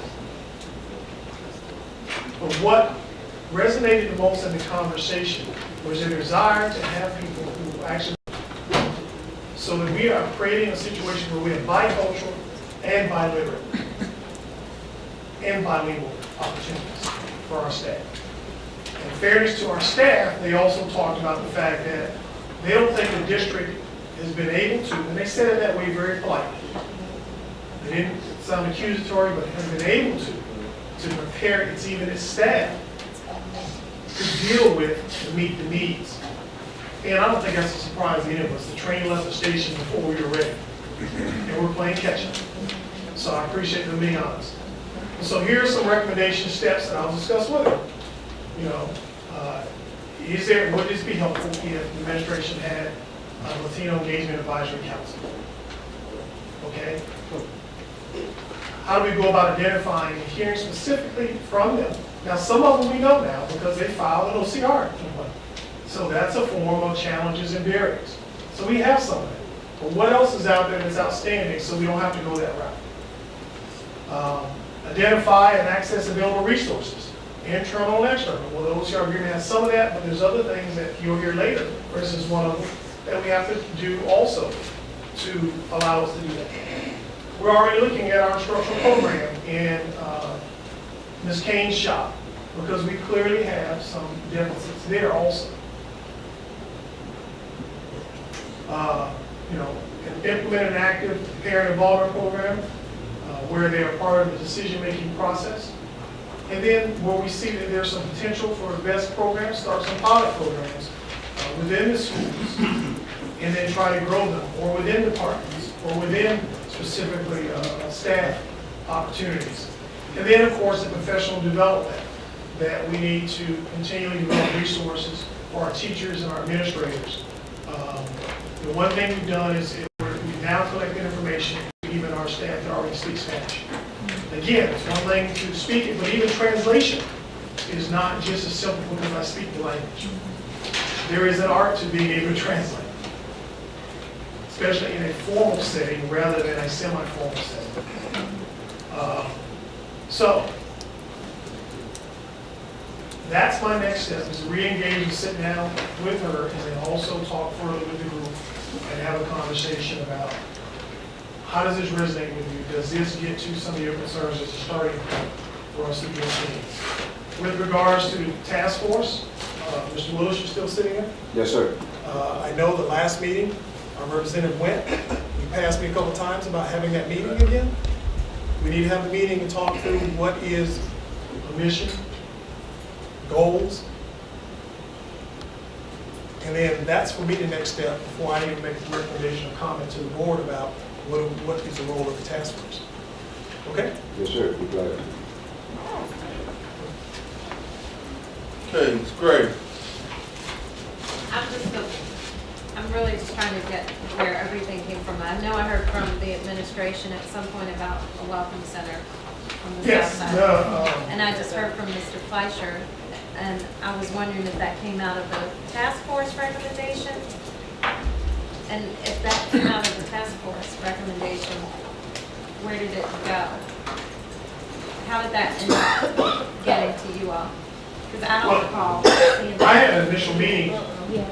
Well, no, it came from somewhere. Yeah. Okay, go ahead, Dr. Now, I've had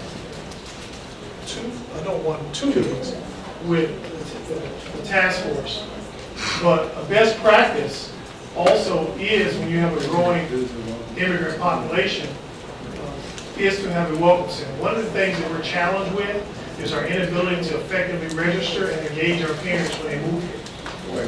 And so the purpose of the welcome center is also to provide a place where all enrollment and transitioning in and guidance and services for that community can go to. So conversation, I believe, accompanying the idea and concept was with my meeting with the task force. And then we have always been having a conversation, and then we were at an event or a function, and then Tommy looked for space everywhere. Crayons saw that space and knew they were moving out, and then brought it to me and said, what about this? Because we had been looking for, I think, with Ms. Epps, and there was some other place. I mean, we're just trying to scrape up something. And then finally that spot came up for Mr. Krantz. When we were there for another program, and he saw it and noticed it and knew somehow the city was moving some people out. So how soon?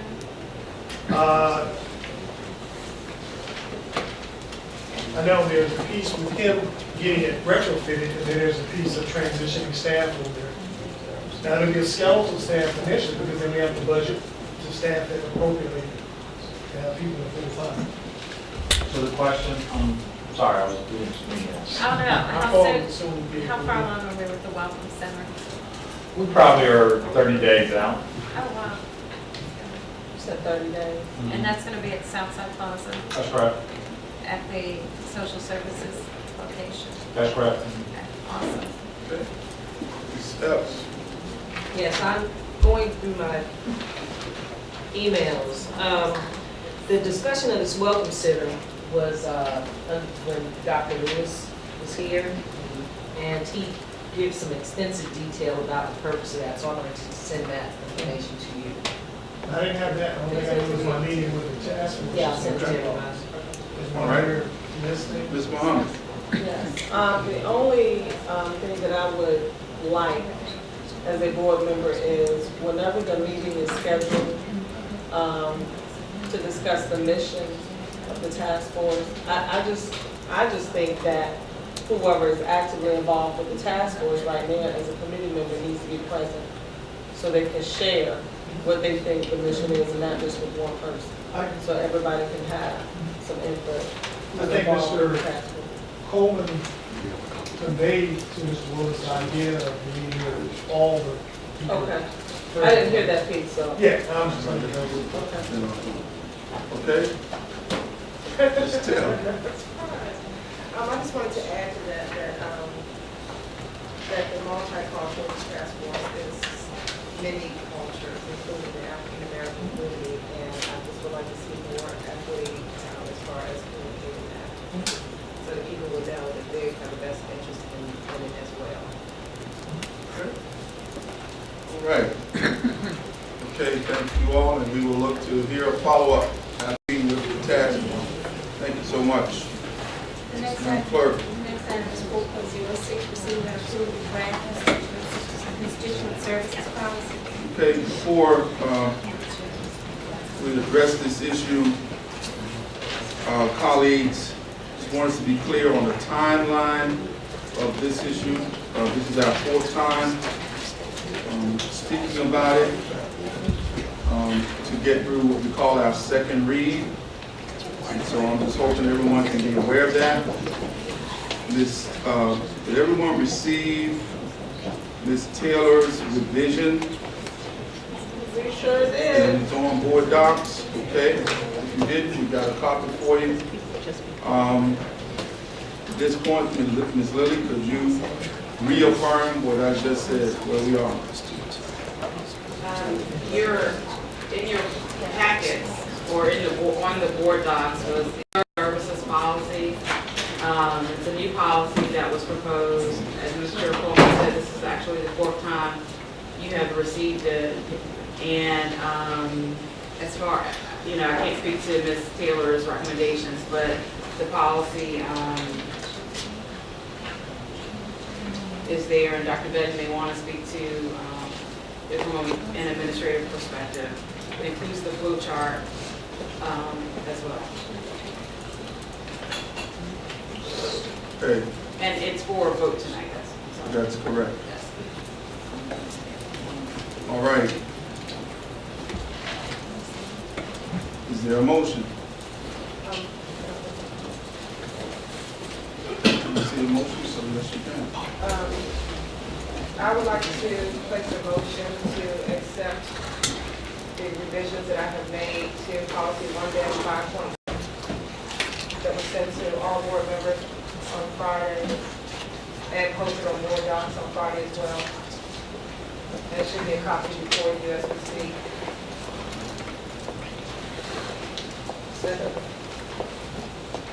Which? There it is, it's coming right to you.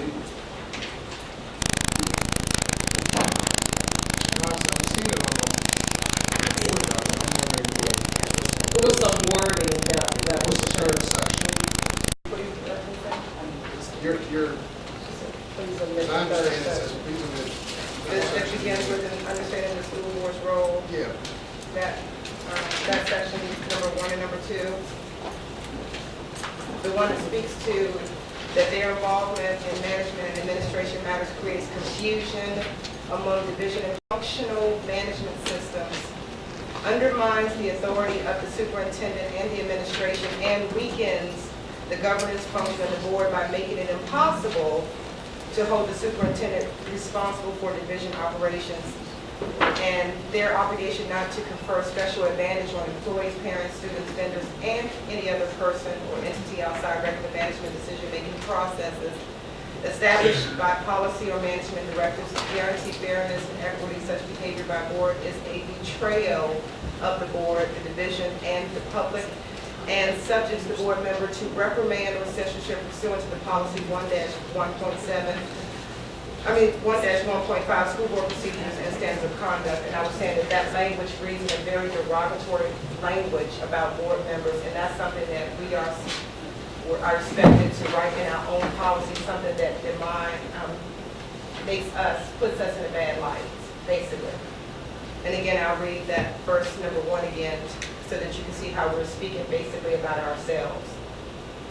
That their, meaning we the board members, that their involvement in management and administrative matters creates confusion among division employees, leads to dysfunctional management system, undermines the authority of the superintendent and the administration, and weakens the governance function of the board by making it impossible to hold the superintendent responsible for division operations. Is that how we want to speak to reference ourselves? All right. Thank you, Ms. Taylor. Ms. Gray. I think that addresses individual board members and their acts and not the body.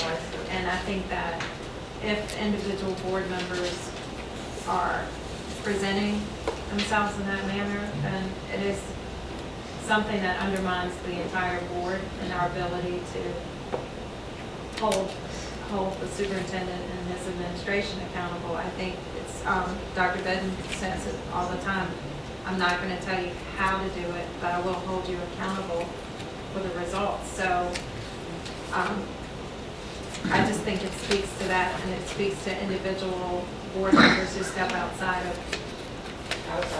what the realm of what our roles and responsibilities are as governance, in governance and policy making.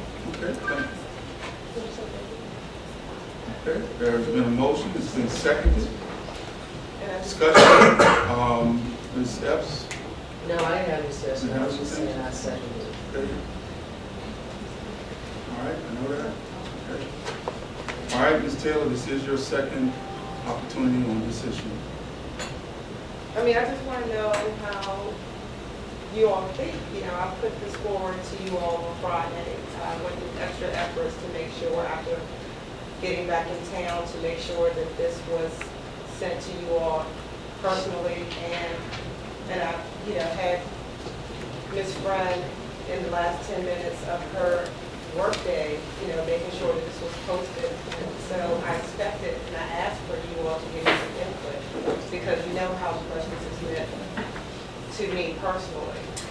I made that abundantly clear, and I'm not hearing anything from you all now, and I really would appreciate that, because we all came in here together, no matter where we are today, we all came in here excited about what the work that we could do. We all came in here understanding the true layers of how the system works. It's the board 20 here, seconds. it's the board here, it's the superintendent, and then it's the staff.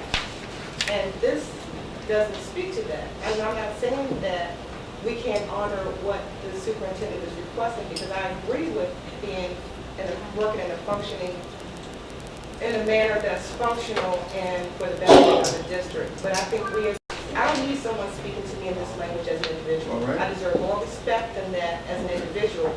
And me as Ms. an Taylor, individual. your time is up. And me as an individual is a part of the board as a whole. Even people that come to the mic, you let them finish their thought. Me as an individual is a part of us as a whole. And if you keep on knocking us down one by one, or allowing certain persons to knock us down as individuals, then we would never have that unity that we say we strive for. Thank you, Ms. Taylor. You're welcome. Any other discussion?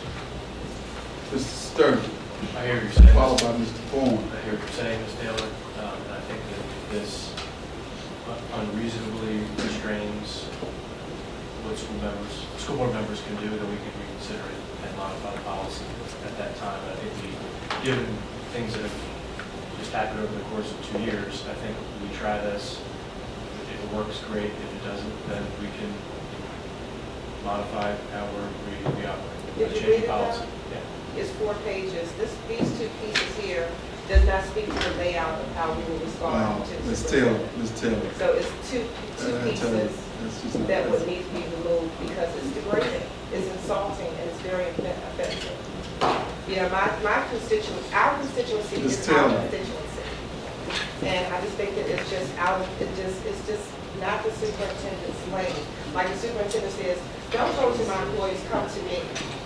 And we're saying, these are our constituents, these are the doors that we knocked on. Ms. Taylor, This is our constituency, so Ms. don't tell me Taylor. what I can do with my constituency. Ms. Taylor. That's what I'm saying, you can't enforce these things, and this is our constituency, I'm passionate about it. This is You our know what? I constituency. get And that. I says that this is what I took an oath to serve these people, our You will have the constituency. opportunity to vote at the appointed time. Ms. Epps? I was brief, I yield my time. Oh, I'm sorry, Mr. Bourne. Okay. Mr. Go Bourne. ahead. No, it was Mr. Bourne. Thank you, Mr. Bourne. Thank you, Mr. Chairman. Like many things, discuss this ad nauseum, and I can't tell you, I try to, we have so much bigger things to deal with than this policy. Constituency policy? Yes. We have middle schools and other schools that are on the verge of failure, abject failure. Why aren't we discussing that? We should have cleared our agenda for tonight to discuss the email that Dr. Benton sent us about these schools.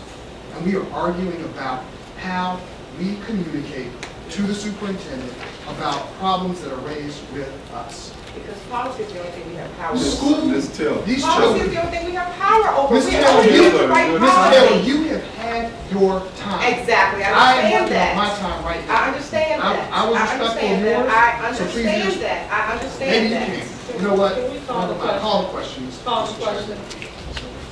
Call the Ms. question. Epps. Call the question, Mr. Chairman. We call That the parliamentary motion Okay. trumps all. Go ahead. Call the question. Mr. President. Is there even a second? It takes Second. precedent. This question has been called and seconded. Only right policy, for heaven's sake. The only right policy, that's our only job. We can't superintendent's employees, we can't do this. The only thing we do is write policy, and we can't even have a say about that. Thank you, Jeffrey Moore. Point of order, the motion to call the question takes precedent over any discussion, so that needs to be voted on, and we can move on. Madam Clerk? And to call the question, Mr. Sturman, Yes. Ms. Grant, Yes. Mr. Bourne, Yes. Ms. Taylor, No. Ms. Hurst, Ms. McNabb, No. Ms. Lawson, Yes. Mr. Coleman. Motion passes 6-2. The motion on the floor is Ms. Taylor's motion, seconded by Ms. Pinckney Epps, to accept revisions that she made to section 1-5.7 of the constitutional policy. Mr. Sturman? Yes. Ms. The motion is on. Ms. Taylor's Yeah, revisions. I'm sorry. No. Ms. Grant? No. Mr. Bourne? No. Ms. Taylor? Yes. Ms. Harris Mohammed?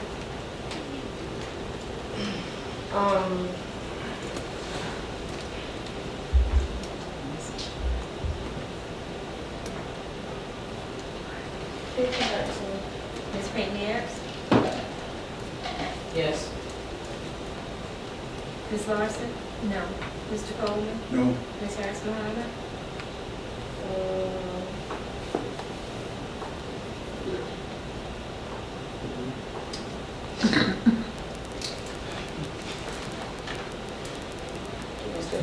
I would say that I will never honor that policy. No. No?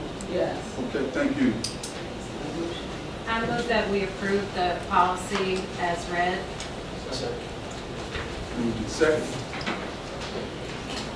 Clerk? Mr. Sturman? Yes. Ms. Gray? Yes. Mr. Bourne? Yes. Ms. Taylor? No. Ms. Harris Mohammed? Yes. Ms. Pinckney Epps? No. Ms. Larson? Yes. Mr. Coleman? Yes. Motion passes 6-2. Okay. Thank you very much. Madam Clerk? The next item is 4.07, discuss payment methods for interpretive services. Let's go. Good evening, Mr. Chair, Madam Vice Chair, School Board members, and Dr. Davis. This kind of pulling up for your review, a white paper regarding interpretation and as been discussed earlier this evening, we are trying to move in a forward movement to make sure that we have interpretation and translation services available to students and families for school and district events. With that piece, we are coming before you on this evening to discuss the provision of interpretation and translation services for school board meetings. As has been the practice for this school year, interpreters have been made available at school board meetings, but we have not yet allocated a funding source for those services. Likewise, we would like to move in a direction where we have documents translated for our stakeholders so that they can fully participate in the discussion process. But we haven't yet been there. So for you today, on the screen and in your packets, or excuse me, on your board docs, is an estimate of what those costs might look like. Let me say that with the development of some of the projections, there were some assumptions that were made. We typically would have in an 11-month period 22 school board meetings. I did add 4 additional meetings on. Last year we added some additional meetings due to the budget season, and there just may be some odds and ends that may need to extend your meeting session, so we did list that. Also, the projections were based on some costs that were submitted to us, but in order for us to engage in contracts with interpretation services and translation services, we are going to have to do an RFP, a request for proposal. We did have a contract provided to us that allowed us to have some cooperative services, but that was based out of Alexandria, and the additional cost for travel for interpreters would have increased our costs, so we're going to need to do an RFP ourselves here locally. So again, I say all that to say that the rates presented to you now are based on an average of some rates, medium, high, and low, for some of the things that we've surveyed today, but that could change depending on who was awarded a contract for both interpretation and translation services. You'll also notice, and we had last year sometime in the spring, headsets that were made available. When we were in the second floor room some weeks ago, we did have a translator present, and there were a number of persons who needed that service. And you'll notice that we had to have our stakeholders move into one location, and she had to translate out loud. And sometimes that's a distraction for other folks, and so we had the headsets that will allow the simultaneous translation and also just be respectful of other persons who are in the audience. And so there's some technology that's there. Also, another option for us for translation services, where we're actually translating text into various languages and software.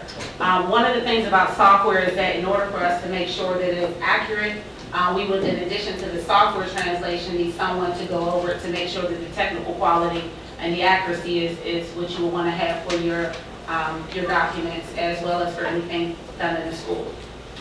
So you'll see that overall, based on high, medium, and low, we're looking at slightly over $34,000 for the high end and $21,000 at the low end. Again, these are just really the bare basics as we begin. Some of the questions that you'll have to ask yourself is, for the translation of documents, do we want to have that being something that's automatically done for anything that will be submitted and reviewed, as well as for minutes? Or would you want to make that something that persons would have to request as a special accommodation? Again, that would drive your cost depending on how you wanted to operate that way. Also, what we've listed is if the board decided to split costs equitably throughout the various districts, you'll see at the last row on your table what that will mean for each particular person. One thing that is on your paper today is that because this was not incorporated into the budget, that may mean looking at some priorities differently. We've talked about a number of things, but I believe that the board has been pretty clear that they want to make sure that stakeholders are able to engage, and so this is something that we're bringing forward. As you know, we're trying to move in that direction with all of our school events. At the beginning of September, we did disseminate the language support process whereby schools could secure interpreters for school-based events and also get documents translated. And we're moving in the direction. We're not 100% where we want to be because we have to do something that's very similar in finding funds to support that. But we do want to move into that direction. And that's just one of the many, many things that we have that is listed in our voluntary resolution with the Office of Civil Rights, as well as just getting some feedback from the community as well about how we can better engage and make sure that everyone has equitable access. Okay, Ms. Muhammad. Under the cost to the district, am I reading this correctly? Proportionate share per board member, that means per board member, we would pay out of our constituent service money to these amounts? If that's the way that the board decided they wanted to pool funds, if they wanted to pull it from the district's constituent services line, you can look at it that way. But you may have some other ways that you want to look at it in allocating those funds. But yes, ma'am. I need to answer. You remember when we first Dr. Bennett. allocated the funds, there was a request to set aside those additional new monies to do something like this? I don't recall. That was part of the conversation, and then I think a subsequent meeting, Mrs. Larson brought up the same concern. And if you look at the language inside of the allocation of those funds, it talked about when there is a board as a whole, it speaks to the idea that you're supposed to have a pool of money to provide board level as a whole activity. Okay, I guess, I don't think my question is answered. I'm not, when we have our interpretive services here, what I am thinking on the lines of, we are paying them out of our, each member pool of our discretionary funds, where we could pay one of these amounts that you have here. That's what I'm asking. Not for the, Your question is right, and it's still the same piece. And so if you're looking, for example, the high number, if we say we're roughly at about $34,000, and we say, how do we want to allocate those funds? We may say that, do you want to have each person to divide it up from your already allocated monies for constituent services? Because in essence, this is a constituent service, and that you want to engage your stakeholders, because I'm sure we have representatives from various districts that are here. And so that's just putting those monies aside versus an individual board member perhaps having a certain allocation to say, I have $10,000, or $4,000, you now have $6,000 of which to do your individual items, because this has to be earmarked so that all persons can participate in the board meetings. so, well, why, I know this is just an option, but why can't the district pay for it? I mean, why do we have to pay for it? I'm just asking. And sure, and part of it is that it's a, just the same way that you provide meals and things like that to support a board event, it's a board event. And we're also, again, we're tasked with the same things for looking at schools based on a number of LAP families and students. So we're doing the same type of fact finding of where will we pull these funds to support school level and division level events. So for example, parent-teacher conferences. Already we've begun to receive requests from schools to say, I need X number of interpreters for my families who don't speak English. And so it's not a just a one-sided piece. It's something that we also have to do for all division activities as well. And I'm not being funny, but we provide textbooks. But board members don't contribute a cost to that. So I guess I'm not seeing the rationale of us individually paying when this is a district-wide service. I may not need interpreter services in my district, but I'm still gonna contribute to the cost. But we're talking about like the school board is the district, not your individual district. For instance, when we tried to put $50,000 aside, the proposal we brought forward as an administration had money set aside for when you all hold meetings or you decide to do something collectively. That money still wasn't allocated to cover that. So you're thinking the district is your individual district. The term district is talking about the whole school district. A board meeting is for the whole school district. Well, when I see proportionate share per board member, I'm not thinking district, I'm thinking per board member, I have to pay, or we have to pay one of these choices. She put that there to show you that because you all took the whole pot and divvied it up among you all, that's what it would cost to put back to cover your board meeting services. Okay. She's trying to show you that instead, when you took 50,000 and added to 100 and divvied 150, this is what it would take, depending on high, medium, or low, to put money back into that centralized account to pay for your board meeting that was never allocated at the beginning. Mr. Taylor, followed by Mr. Vaughn. Okay, Mr. Taylor, followed by Mr. Larson. So just for further clarity, that's the meeting like we're having right now. Correct. This is type of environment. And it's my opinion, I know this is just an option. I mean, we just basically relinquish all of our constituency authority over to central cabinet. So why then would we be obligated to pay for an expense when we're just redirecting our constituency to the superintendent's office? So to me, maybe that could come out of the superintendent or the chief of staff discretionary fund.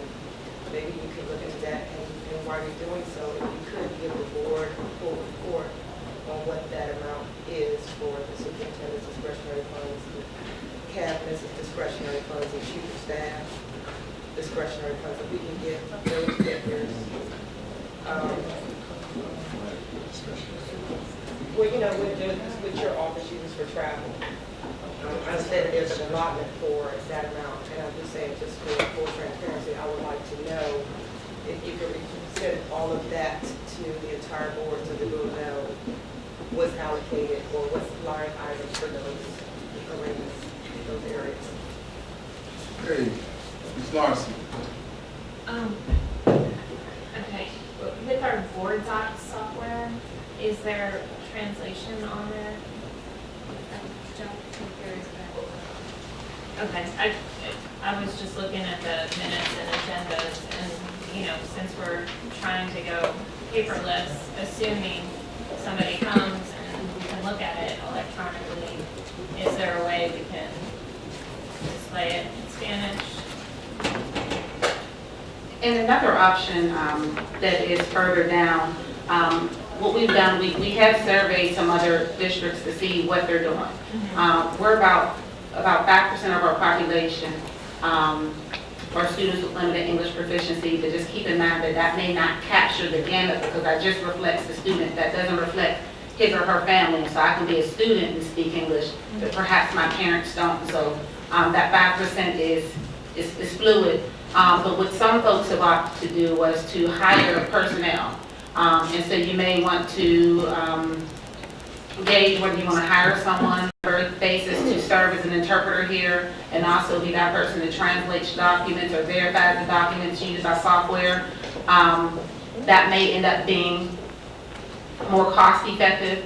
The only thing for this year, this is our baseline year in doing it. And so, you know, we're all right now, the board or administration, we're really engaged in a fact-finding process to see what that'll look like, and we'll need to make adjustments moving forward. But that's something that you could do. The only thing when you're going towards the FTE is if you get that FTE and then you find that you don't need as much service, you may not have as much flexibility, but that's something that's a possibility. Follow up. You had mentioned what you all are doing district-wide. I'd be curious in getting a little more information on that so that, you know, as we consider this, we're making sure that what is going on district-wide is happening at this level, so there's some level of consistency. Absolutely. And what we'll do is we'll share with you the memo that was disseminated to all principals, directors, coordinators, and managers in September relative to how language supports are secured. And also we're working on a timeline to acquire some additional equipment. Again, the headsets, they're costly, but they can be effective, and that's certainly something you may want to have available at your discipline meetings as well. So we're happy to share that information with you. Okay. Dr. Benton. Just to give the board an example of the costs that we're already trying to scrape up for the district, we're at $200,000 in rising without the board piece in it. No, it's the services that we're trying to provide. So again, if you look at when this new idea that was rolled out to give pots of money for the board because you all do not have enough dedicated line item for this service, it is no different than this service is a service for your board meeting, just like board docs is. And that'll make you understand why it's there. It's a budgetary allotment within the code for the board. just like now, we have to go try to find and redirect 200,000 plus to provide services to the rest of the schools. If that helps put it in perspective. And this is what we tried to get at the front end. When we had originally asked for about $50,000 to give board level constituent services for things like this.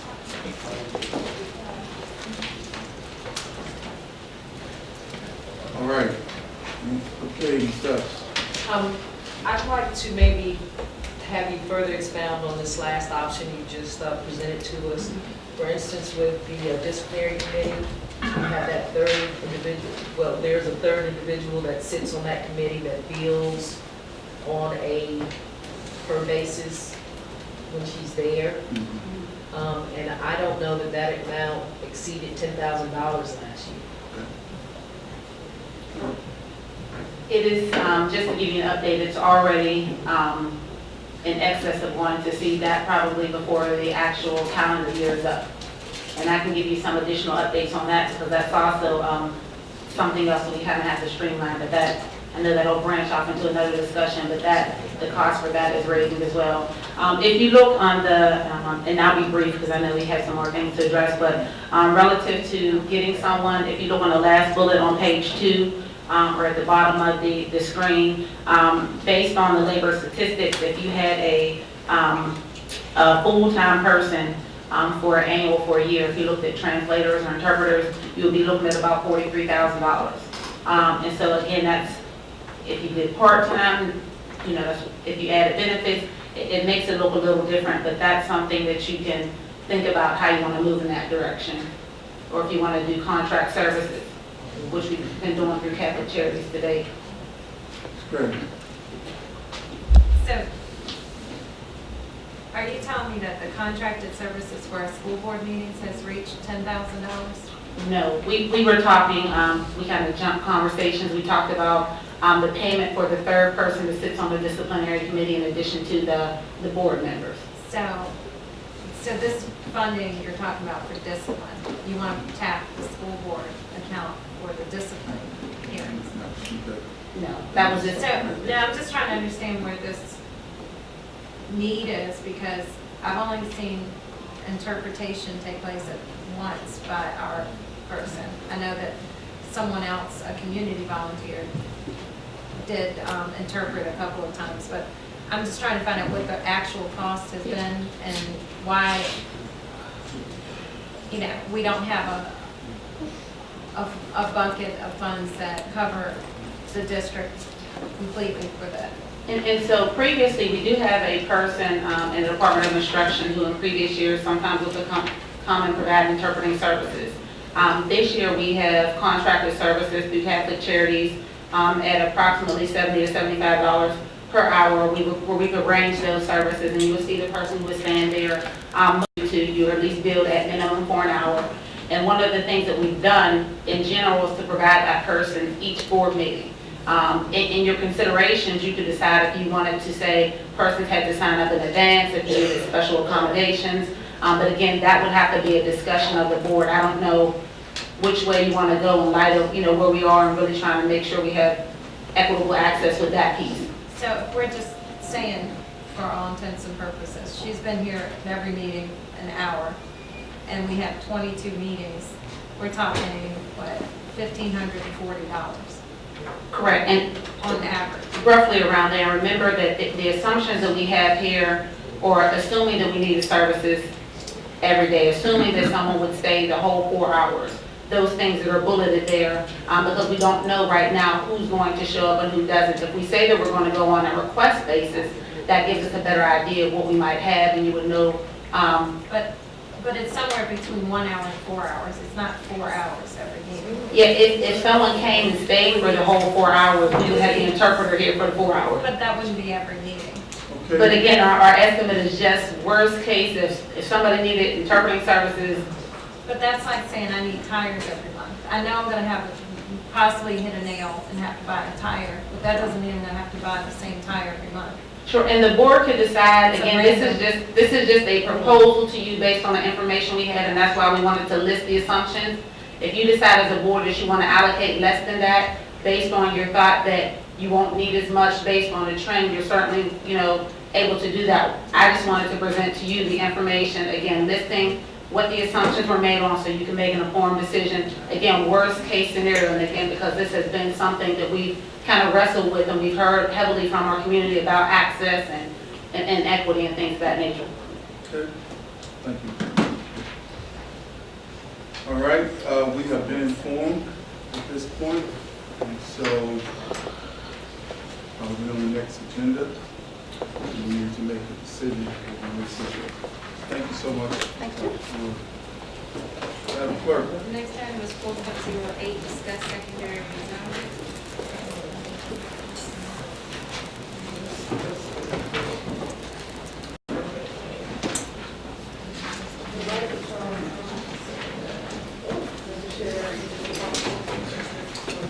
He's going to make a brief presentation. Open to discussion.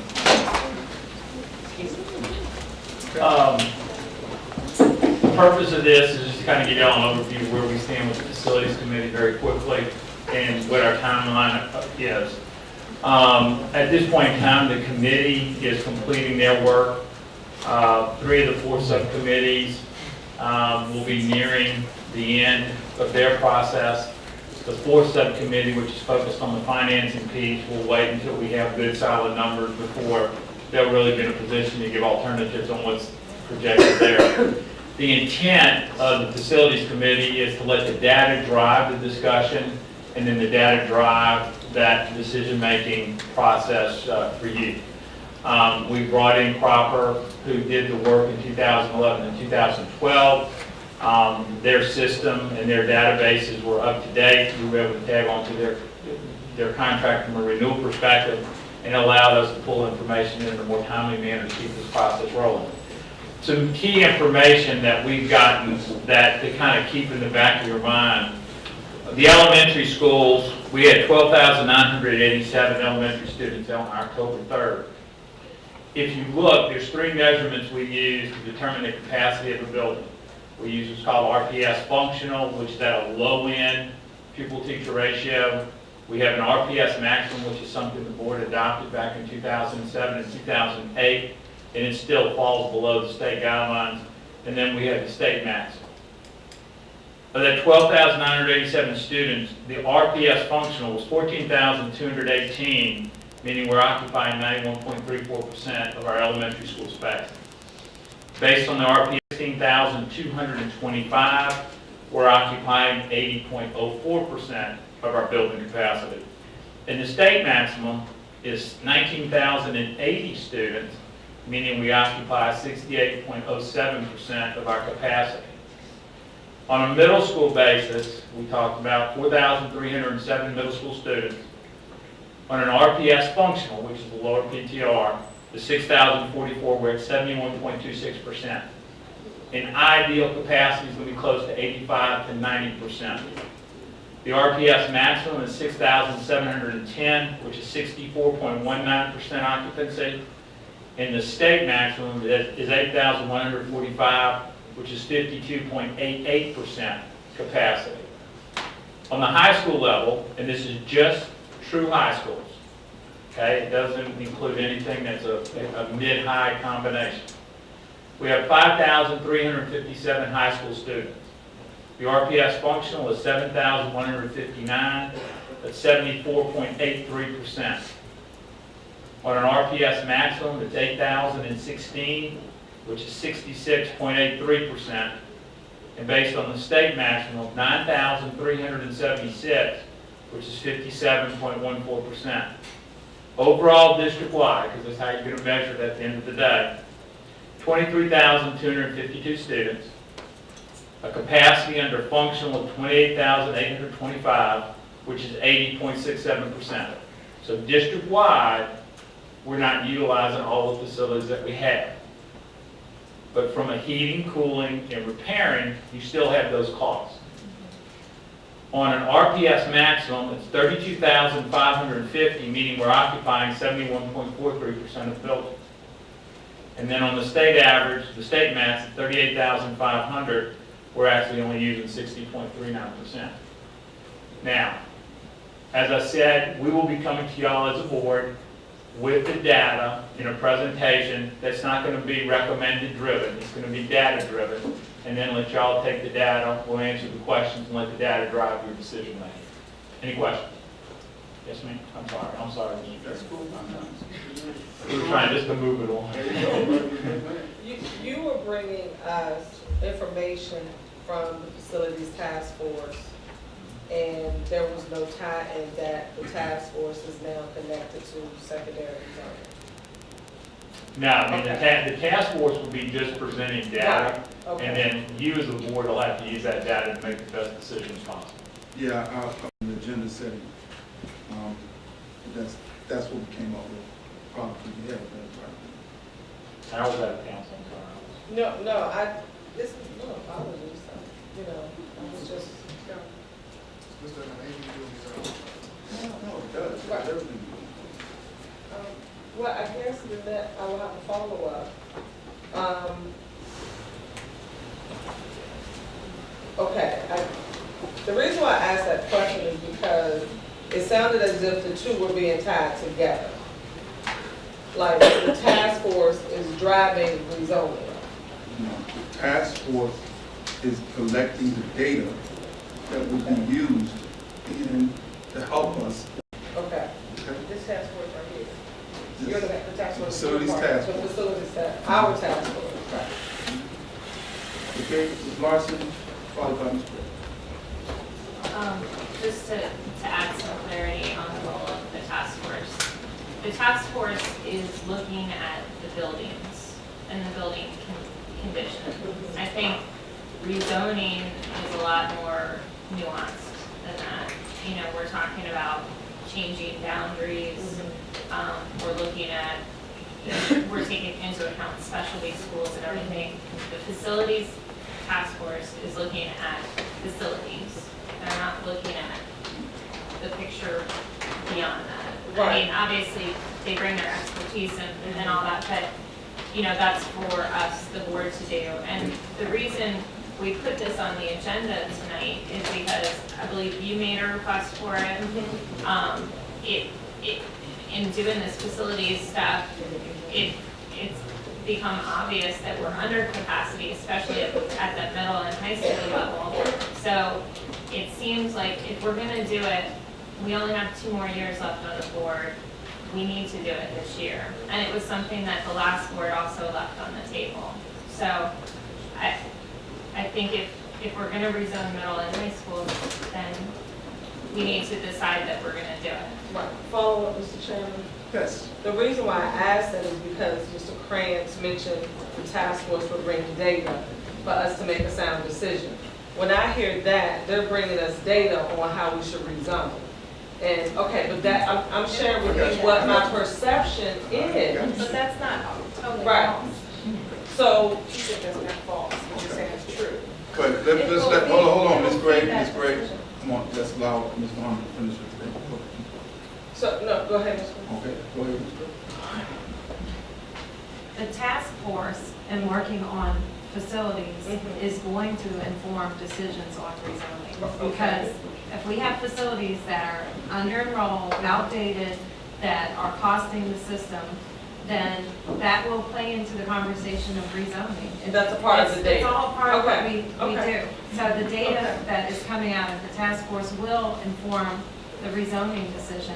With the 2002 facilities report, the 2007 talked about what schools should be taken offline, what schools should be repurposed, and that's part of the conversation. I mean, if we're talking facilities, that's why, it all leads to students and how we can best serve them. And that's what the conversation of the facilities task force centers around. All right. Ms. Taylor. I guess I have the issue because first I'm wondering where does the task force level of expertise lie so much that you can associate yourself with the data? I mean, if you said something about Mr. Krantz and his department coming up with the data to facilitate this conversation moving forward, then it would be more understandable to me. Secondly, we have a lawsuit that's pending that you two are naming specifically for desegregating schools. And I don't know if I'm necessarily comfortable with you all having a second rezoning. I'll address that. Again, as much as the facilities task force will be informed by information, we will be informed in the rezoning effort. They are not totally in charge of rezoning. That will be done by the full board. What they're doing is, and I'll put it, they will be able to make recommendations, because the reality is, you can't rezone a kid somewhere that there's not a building. Or the But building. you can show preference. That's just not gonna happen. But you can show preferential treatment to certain neighborhoods and communities within Well, the city. And cause our they will schools not further. have the authority to do that. Especially when I you're think talking about, especially when Taylor. you're talking about a new Taylor, high school Ms. Taylor, coming online, Ms. Huguenot Taylor. High School, and Bedford, Ms. Taylor. where we just had a community meeting that lent itself to accommodating 3 of the specific schools Ms. in our Taylor. city, Halton, Mumford, and Fox, being feeder schools into Bedford Middle School. So there's a concern for me, and I would appreciate if we can have further conversation before committing to the facilities task force leading up that Ms. Taylor, rezoning Ms. Taylor, Ms. conversation. Taylor, Ms. Taylor. Yes. I am trying my best to appreciate your passion about issues. But the end of your statement made it clear the task force is not going to make decisions on rezoning. But I'm not talking about making decisions, I'm talking about making recommendations, I'm talking about making suggestions, I'm talking about informing. Okay, Ms. It's Taylor. a part of, I'm talking about all of the We above. voted to Thank you very have much, that Ms. Taylor. task force so they can share with us what buildings needed to be offline. Well, when I say offline, I mean like closed.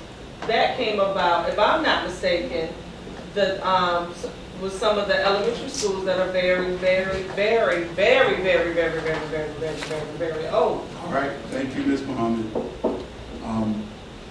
Yes, Ms. Gray. I feel compelled to make a comment because I've been personally called out by Ms. Taylor for venomous comments as racist and It's public desegregated knowledge, schools. it's public information. And I'm really tired of this race stuff because I'm here to assure that every student in Richmond Public Schools is in an adequate facility. But And can that's we the never purpose plan of the to do that? Facilities Task Force. So for you to continue to be disruptive and throw out these personal attacks, It's not personal public record. it's Ms. Taylor. very much personal and, It's not personal. and it's believe me. non-productive. What's personal is what's happening tonight. It's- All That's right. not- that's completely personal. and Ms. totally Taylor, Ms. Taylor, non-productive. thank you. So I would like to at least state for the record that I object to her comment and It's public record, it's Yeah. not my comment, it's a public Okay. statement based on public information. All right, thank you, Ms. Gray, for your professionalism. Okay, Mr. Grant, thank you so much. Madam Clerk. Next item on the agenda is 4.09, discuss holding meetings outside of City Hall.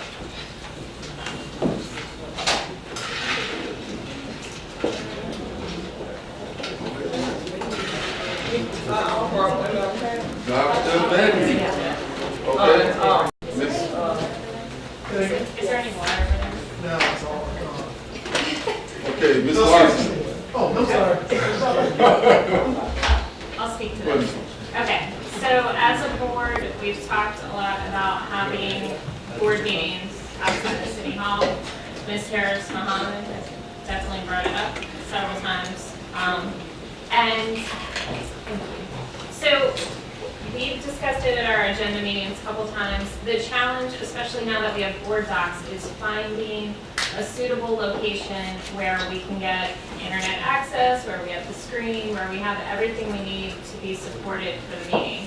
So what we're going to try in the coming year is to have a meeting at Huguenot after it opens, at the new Huguenot, I believe in February is our tentative date, and then to have a meeting at MLK.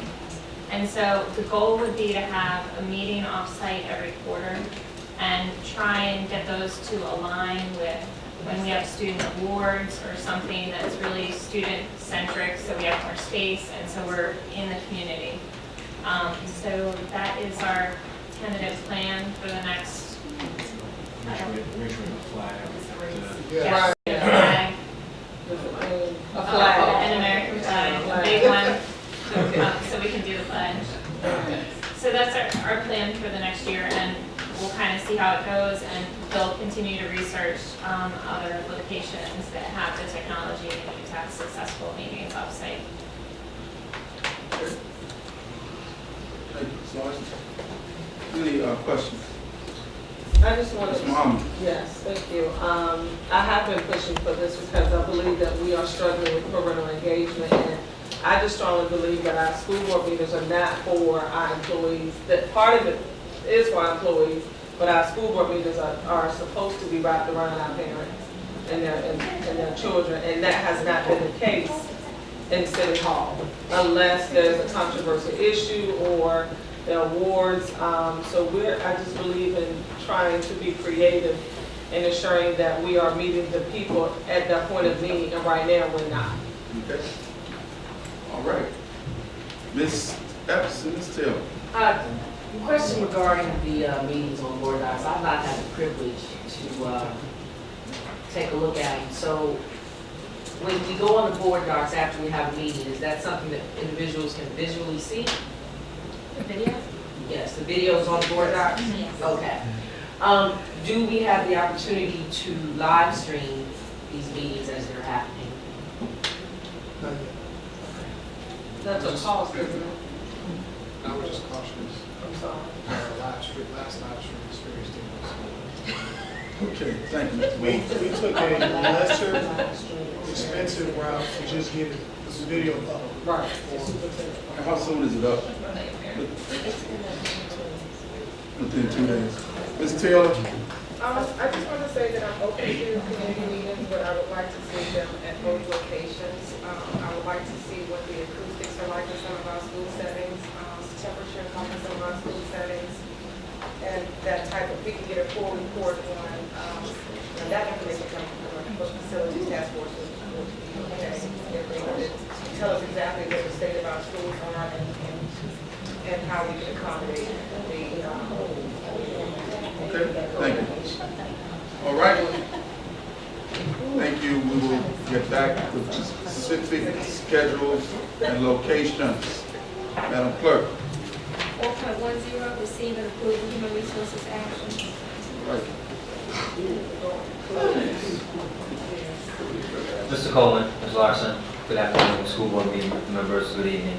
I present to you the school board agenda this evening, HR actions for approval, the nomination of 14 employees, the change of contract of 11 employees, and the transfer of 20 employees. Actions for information include the resignation of 6 employees, the retirement of 5 employees, the furlough of 1 employee, the returning from leave of 4 employees, the rescission of employment of 1 employee, and the change of name of 1 employee. Okay. There are items that need to be discussed and closed. Yes. Is that correct? Yes. Thank you very much, Mr. Billings. Madam Clerk. The next item has been added, we will amend the agenda, and that is 4.11, receiving approval of travel and district activity request. Each of you did receive a copy of this. I have a request from Dr. Jones for a district newsletter at a cost of $125. I have a request from Mrs. Taylor to attend the NSBA conference in Nashville in March, and I have the date wrong. It should be 2015. I apologize. An estimated cost for that is $2,462. And I have a request from Mrs. Harris Muhammad to also attend the conference. Her estimated cost is a little bit different because she included Black Caucus membership, $2,492 as an estimate. Ms. Harris Muhammad, I think you wanted to speak. I did. I have to move the check to November because of the teacher parent conference. It's on the same night, and I did not want to compete with that. So I really would like to take off the advertisement for the free press for the November 13th chat and shoot. And I'm not really sure if I'm going to do the advertisement because I asked at our last meeting if we could consider Mr. Bourne and I paid for 2 rings of the principal and the AD and John Marshall. I'd rather do that than pay for advertising.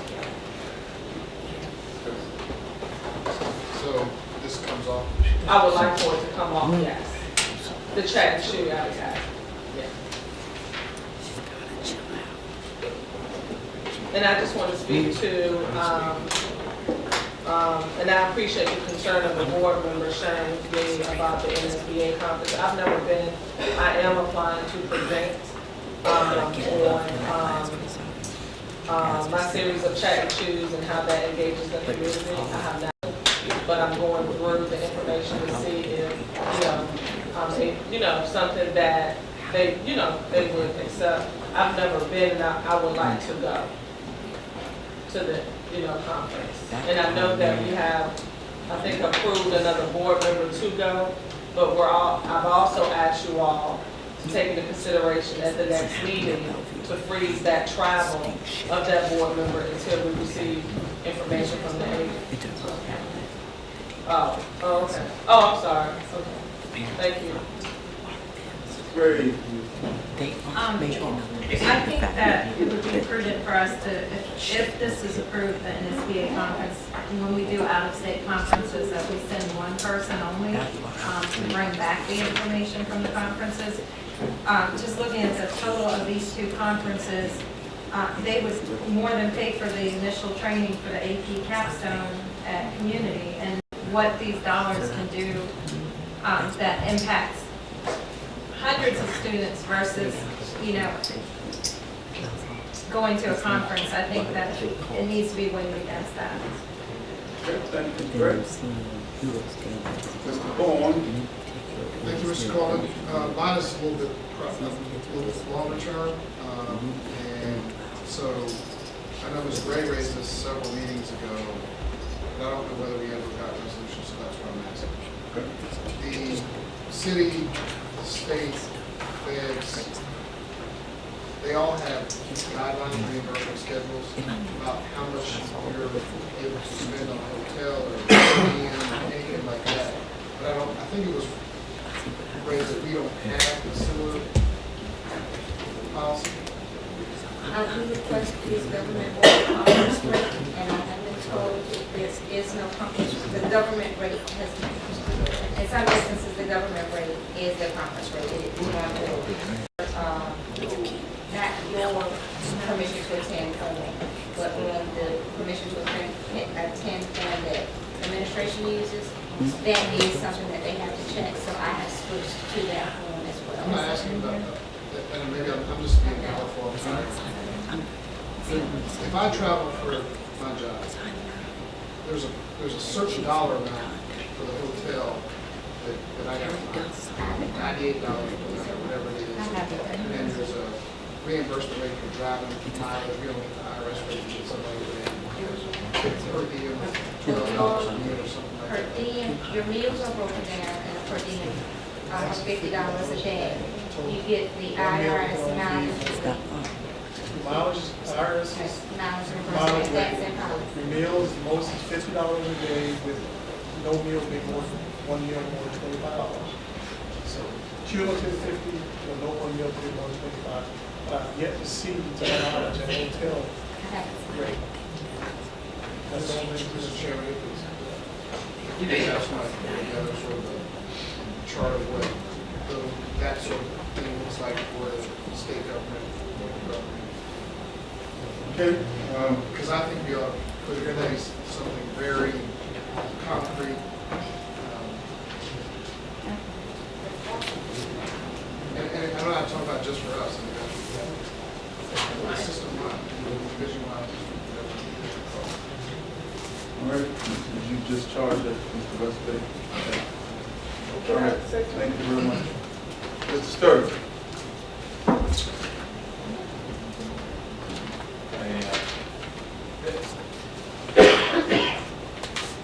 The travel issue, I think we need to look at limiting the number of out-of-town trips on a yearly basis. I think it's about 3 or 4, no more. So maybe that's some sort of policy we can look at doing and go forward. Okay, Mr. Sturman, again, I would encourage you to get with Ms. Little and make a recommendation around it. Okay, Ms. Larson. Okay, I will see your hand. Ms. Larson. Okay, just to add on what Glenn said, I believe you said out of town. I'd prefer to say out of state because there are a lot of ESBA, events in Williamsburg, Charlottesville, places you can drive to. I guess I was thinking overnight. Okay. Well, some of those are overnight, like the one in Williamsburg, I'm a delegate, so that's overnight. Okay. And it's considered out of town because it's not local. Right. So, and I see what you're saying, so I would like it, when the policy is, being developed to specifically state out-of-state travel versus local travel, because a lot of our conferences through VSBA are either Charlottesville, Norfolk, or Williamsburg. Ms. Taylor. I just wanted to add to that if you all do your homework on this, having the state in two different locations, pretty much, what you would call it, accommodations we had appointed while in New Orleans. The cost of that was over $900. Saying at the, Four Seasons, the price of that was comparable. So just because a place is substandard doesn't mean that the cost, depending on what area it's in, is going to be even any lower than a five-star hotel will be. So I think that's something you all need to consider. We're not just trying to live up in a life of luxury. A lot of times when we're making accommodations or staying in hotels, we want to stay in the host hotel so that we can be right there. We're usually women traveling in a strange area. We're not getting rental cars, we're taking cabs everywhere. It's a safety issue for us. It's about being able to network with the people and get fresh ideas from people that we're there to meet with. I'm sure the same thing is in your regular job when you're going off. You don't want to be across town and everything's happening in that environment. So those are the things that our clerk considers when she's looking at travel. Okay, thank you, Ms. Taylor. Great. Just to take that policy a little further, I think it should have a monetary amount, $500, and out of town or overnight, in addition to the overnight piece or out of state piece. Also, I think we need to revise our policy because I don't think it was intended to reimburse for commuter miles back and forth to school board meetings, and I know that has been utilized, but I don't think it's a good practice at all. Thank you, Ms. Gregg. Okay, Madam Clerk. So, I'm sorry, I have one comment, or one additional. So, I don't want my trip to be denied. Can we separate that? I mean, what?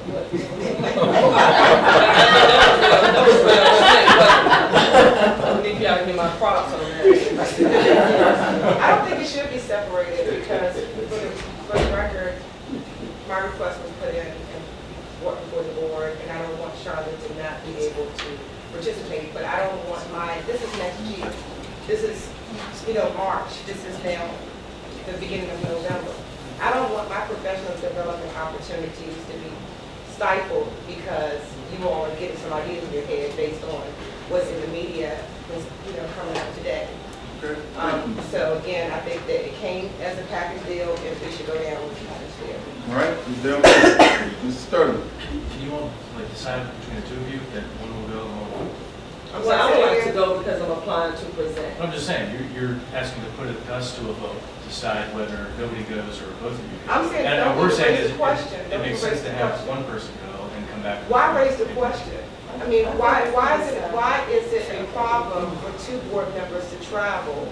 There's no policy violation, there's no law violation, so why should you stifle my growth, Glenn Sturman? Because you want one person to go, that's your opinion, that's fine, but we both put in the request that I put in mine first. All right, So looking for a motion, Yes. I just want to state, this is $5,000. This is not We have $15,000 $500. budget. Ms. Taylor, It's about discretion and it's about spending the money wisely and what will serve students best. all right. And spending $5,000 to send folks on trips to come back and, It's an estimate. you know, Okay, is there a motion? We should have the opportunity to grow, the same way Ms. President Taylor, Martin taking Ms. a year-long Taylor, leadership class, the Ms. same way you Taylor, will have a chance to use your money. Ms. Taylor, I should I'm have looking for a motion I'm at sure I this didn't point. raise it in the first Is there a place. motion? I move that we separate it and vote on it. That way, since we can't come to a, you know, I would like to go, I'm applying to present. This is insane. And I Do you have any idea when we're going to get presented? I can't submit until, Because the conference is I in mean, I have a March. proposal, right. So we would have some time to look at these expenditures, policies, perhaps figure out if it makes sense for one or two. Why now? Why was Excuse me, different this time excuse around? us, What's please. different? Mrs. Mohammed, did you make a motion? I did, my motion was to separate it and to, For what? vote You it stop with your separately. job. Let somebody stop you from Do doing we it. have a second? Do we have a Let second? me stop you, Kim, where you're trying to do your Do job. we have a This is our second? job, My motion was but it's to not the same. vote it separately. Okay, do we have a second on that motion? No second? That Second. motion dies. Do we have a motion on the original? Second, my Yes, I She motion. did? She said, I retract the second. Well, She retracted. Okay. I move that we adopt this travel, but we only allow one person to go to the NSBA conference, so they determine between Ms. Harrison and Ms. Taylor. I don't think that's a fair thing to do. I don't think that's fair for you to have us driving around. We have independent. Ms. Taylor. What is it, Don? I'm talking. That's what I'm saying. You don't just have conversations. You keep doing But you're that. saying something that involves. I totally understand that. But we have an order that we do things. Mr. Sterling has made a motion. Is to approve this travel, but that we only approve one person going to the NSBA conference. Not two people going to the same conference. And I second it. But you won't say who that one person is. I think you all can just. That's decide. exactly, you're pitting us against each other. Ms. and Taylor, that's not fair. Ms. Taylor, It's not, we both have a right Ms. to Taylor. to have professional development. There's nothing there a wrong. second? That's the thing about it, Is there there's a nothing second? wrong Okay, with one second. professional development. There's nothing wrong with that. There's nothing against the law, there's nothing against our policy. So why in the world would you decide how our individual funds are spent? How do you get to be God like that? I don't understand that. Okay, it's been moved and seconded. Let's have a vote. Mr. Sterling? Yes. Ms. Grant? No. Mr. Boone? No. Ms. Lawson? Yes. Ms. Taylor?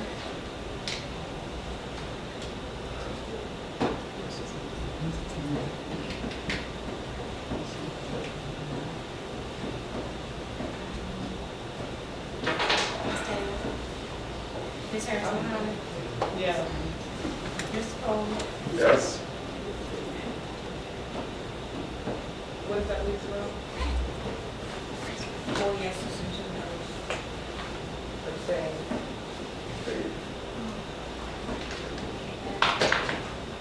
It's not fair. But it's not. Motion passes 4 ayes, 2 nays, and 1 abstention. Hypocrisy. I'm sorry, Ms. Lewis, what did you say? The motion passed with 4 ayes, 2 nays, and 1 abstention. So, 1 person. All right, Madam Clerk. The next item on the agenda is closed and the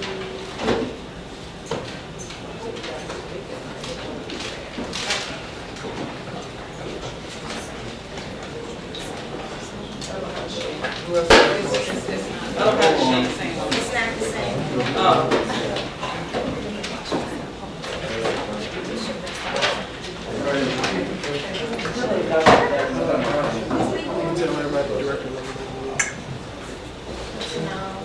just personal. Pursuant to the personnel exemption act, 2.2-3711A1, Virginia 1950 as amended,